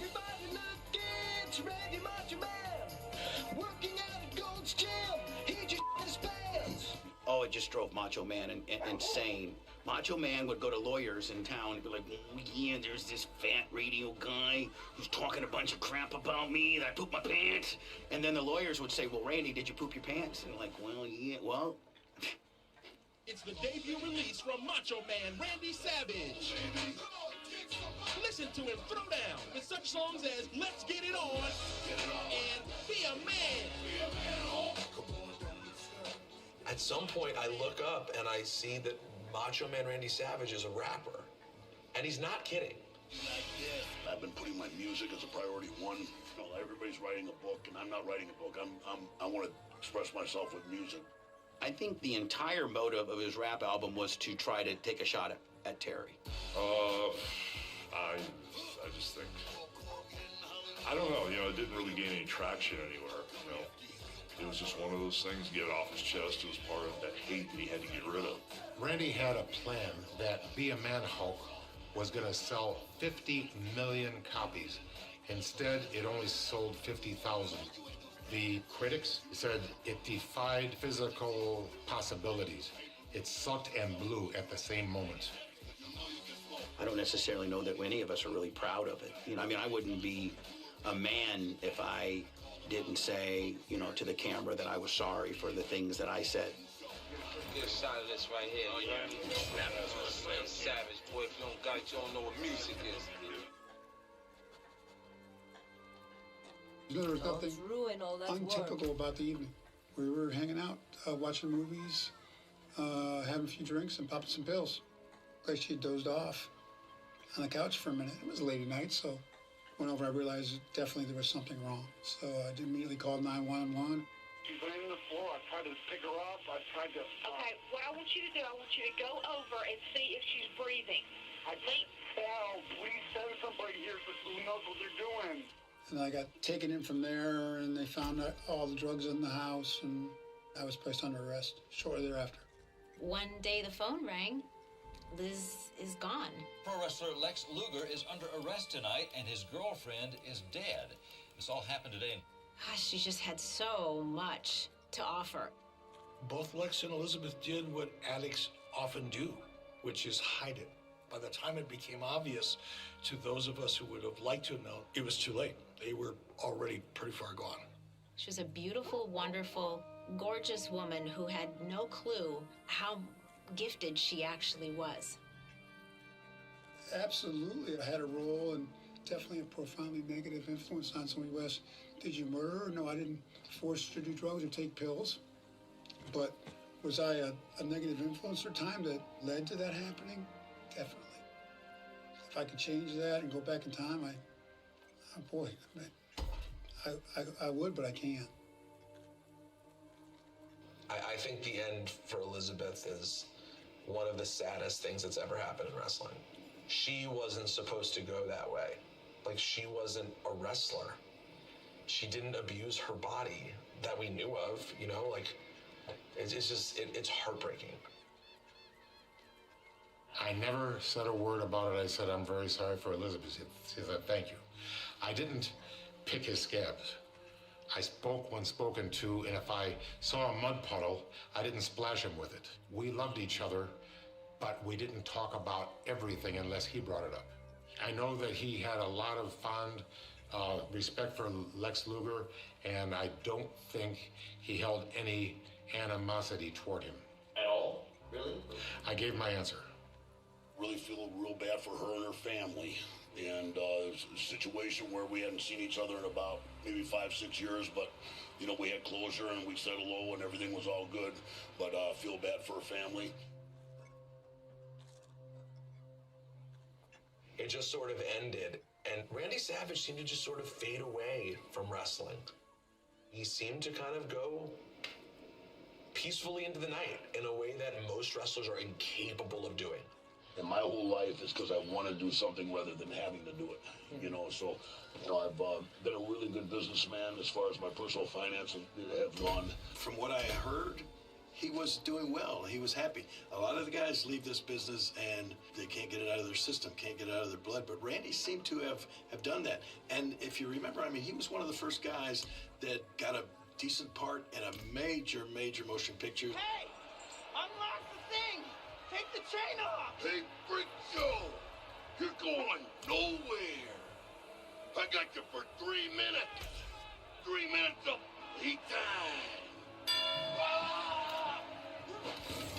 I got this little switch inside my brain. When you trip that light, fantastic, and it's showtime, and you hear that roar from the crowd, you know what I mean? And you get those chill bumps all the way up from nose and toes, and then it's not a problem at all. You know, in fact, it's pretty easy for me to get up for something like that, you know, because it's just either inside you or it's not. And I say that when it stops getting to be fun for somebody, they need to get out. When Randy Savage was done with people, he moved on. And Randy would cut it off and move on. You didn't exist to him. So the same thing with his personal life, the same thing with his business. It was time to move on. He moved on, didn't look back. And the latter part of his life where he went gray and he kind of naturally aged, I think that might have been when he finally dropped the Macho Man persona and could be Randy Papa. And I think that might have been a huge relief for him. There's arguably no more tiring character to play than Macho Man. I mean, just from a physical voice standpoint. You can't tell me there weren't times when he's like, oh, I just want to not talk for 3 days because my throat hurts. Randy had reunited with his high school sweetheart. To me, it was like, you know, Randy had found peace.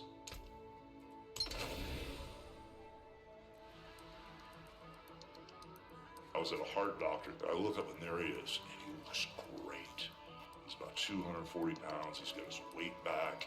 He's smiling. He's happy. It's, hey, Mach, what's up, man? I love you. I miss you. Hey, I love you too, brother. I said, damn, you got your wedding ring on. He goes, oh, yeah, I got remarried. I was so happy. He looked so great. You could just see the glow coming off him. He was at peace, and he was himself, and he was happy. It kind of like made my life to see how happy he was. And he forgave me for whatever I did. I remember my dad telling us about Randy having met, you know, back in the 70s, a woman named Lynn Payne. And he had this relationship with her before he ever met Miss Elizabeth. In 1975, Randy had left baseball, and he and Lynn had broken up. So it caused Randy to leave Florida and get into professional wrestling. Randy had told me that Lynn was always the love of his life. They were sweethearts early on, and then of course they went their own ways, and they found their way back to each other. And boom, the stars never shone so bright. They get married on Lido Beach where they had met 36 years before. Just tell him that he was zen. He was still macho, but he was much different. You just see that Randy had kind of, went full circle. There's so many of these guys were so tormented, and then you hear that they died. It's like the life of a kamikaze pilot. At least, Randy got to touch down, back on the carrier for a while. He was at the point of relaxing and enjoying his life with the woman that he was supposed to be with. So he's just ready to just, and he told me that. I got my dogs, I got my house, I'm there. Randy, getting back this high school sweetheart who hadn't been around the wrestling business ever, she wasn't jaded, And I think when he unplugged from this crazy business, he fell back in a really beautiful place. It was probably before he ever wrestled. You young punks that ain't got nothing on the Macho Man Randy Savage in my generation. Randy Savage, at the end of his life, left wrestling in a way that I really respected and I liked because he walked away from it. He pulled a lot out of the WWE. Made a ton of money, had a hell of a ride. Circumstances being what they are, man, a wonderful, wonderful life. They were coming back from being at the store. Randy was driving his Jeep. He said, I'm not really feeling that well. I think I'd like to go home. And he started to swerve out of his lane, and he pressed the gas.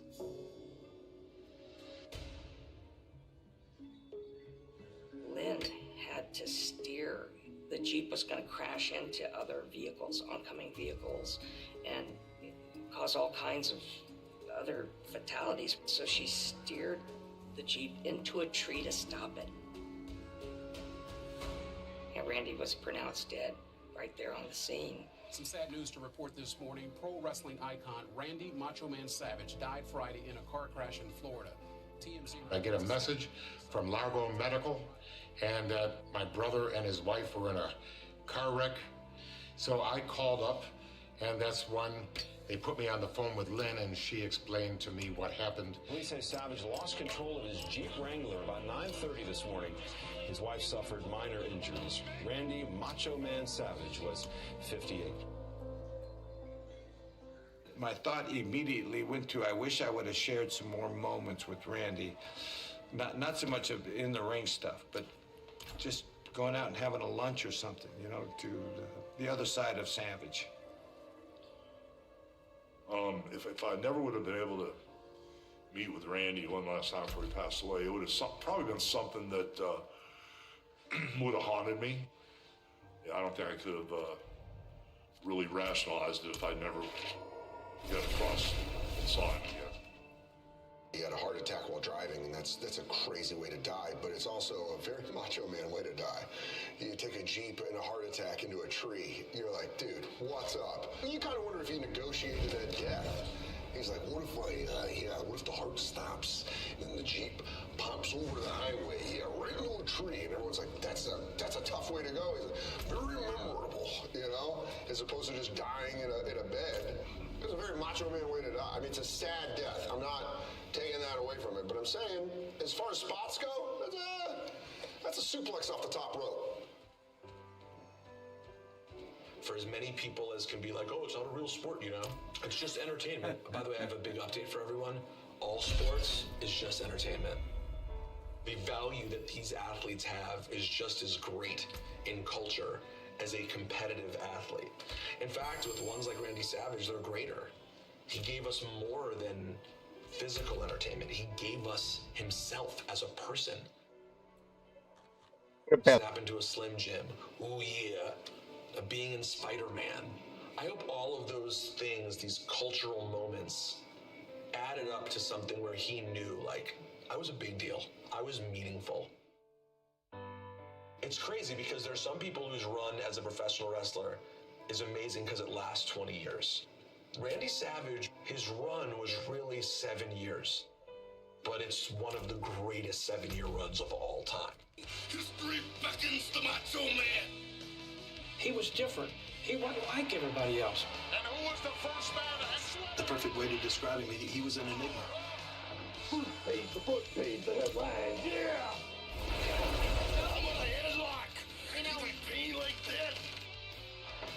Like watching an artist paint. He can take you on that roller coaster. He had psychology, he had athleticism, and he could tell a story. That was him being that painter. am the new kid on the block. Captured the imagination of the WWE Universe. Truly did. Damn it, it was Slim Jim. A whole generation, probably a few generations, have a piece of him in their heart, in their minds, in their memories. Oh, yeah, brother. That was Hulk Hogan. Oh, yeah. Randy affected a lot of people all over the world. You conjure up warm feelings thinking about Randy. He was very intense and wanted to give his all, and I so respect someone like that. You got a clip by a tie, and I'll tell the people that if you don't shut up and sit down. Randy was the real deal. He loved this business. He gave his heart and his soul and everything to this business. And there'll never be another like him. Very few guys had this in their blood and live it, and Randy was one of them. I am the baddest dude on the planet, and you don't want none of this. How much longer do you think that you're gonna, keep this up? I'm tapering down. I'll probably go about 248 more years, and then I'll retire for a year and come back and win the world title again.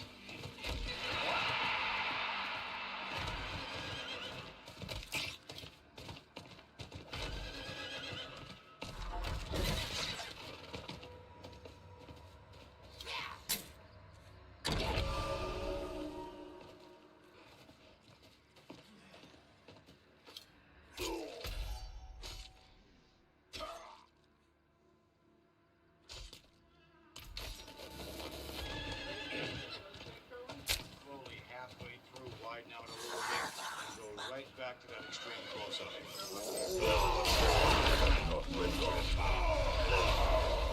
I can smell it. It's in the air. I feel the clouds of Mars, the clouds of Jupiter, the boiling heat of Mercury. I can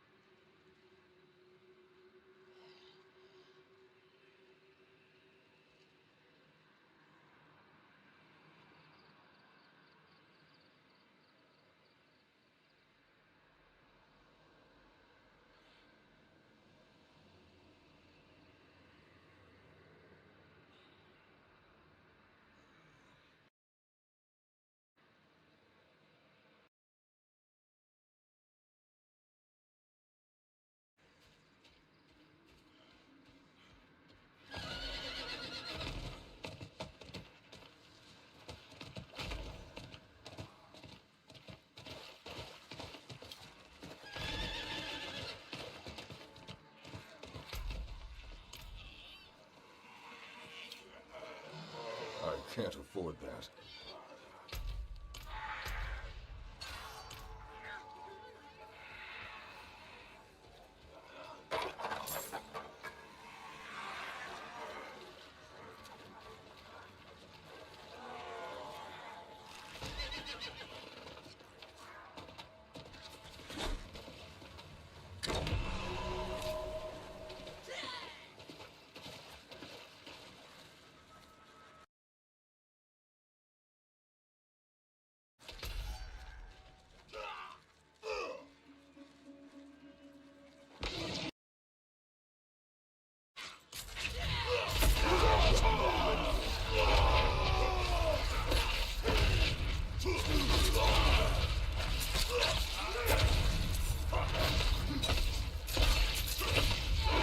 I need more time.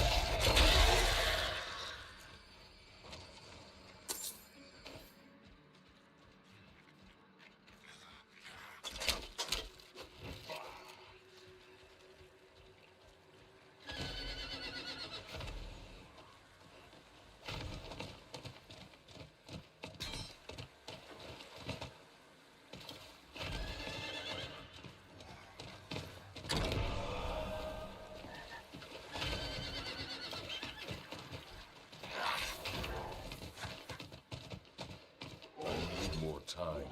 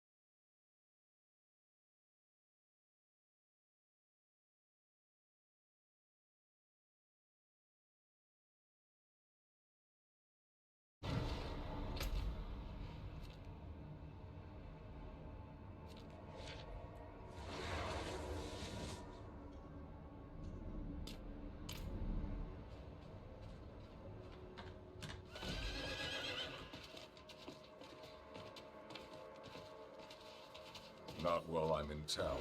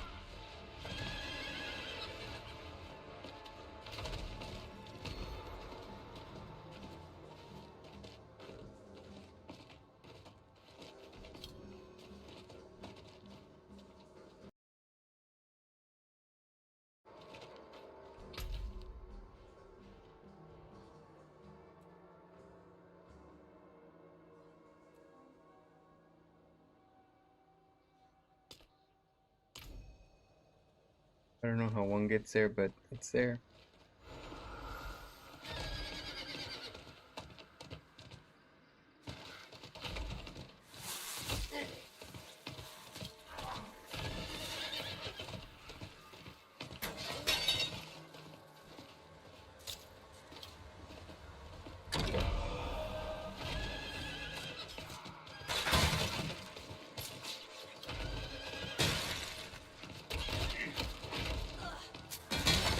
I need time to do that.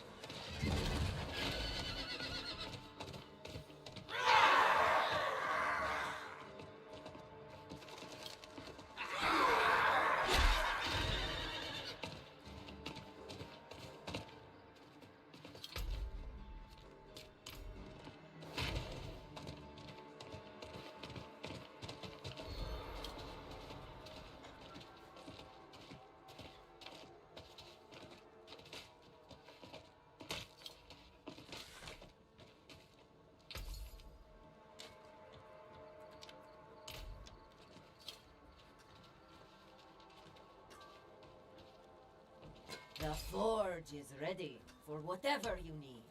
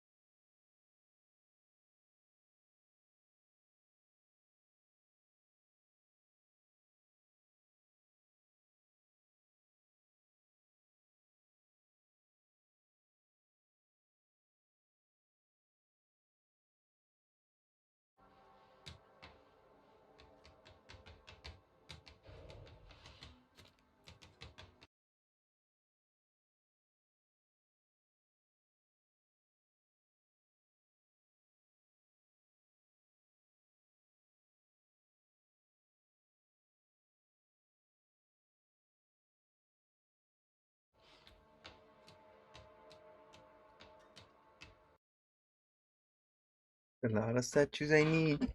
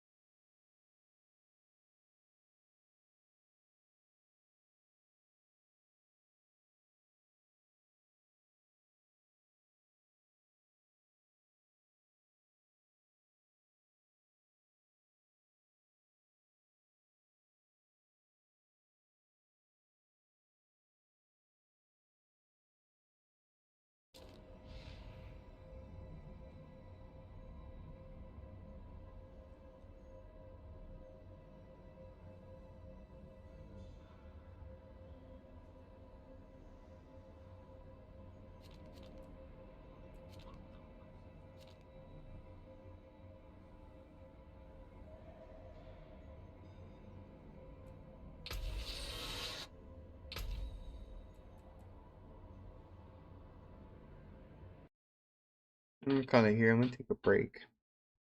I'll be back later.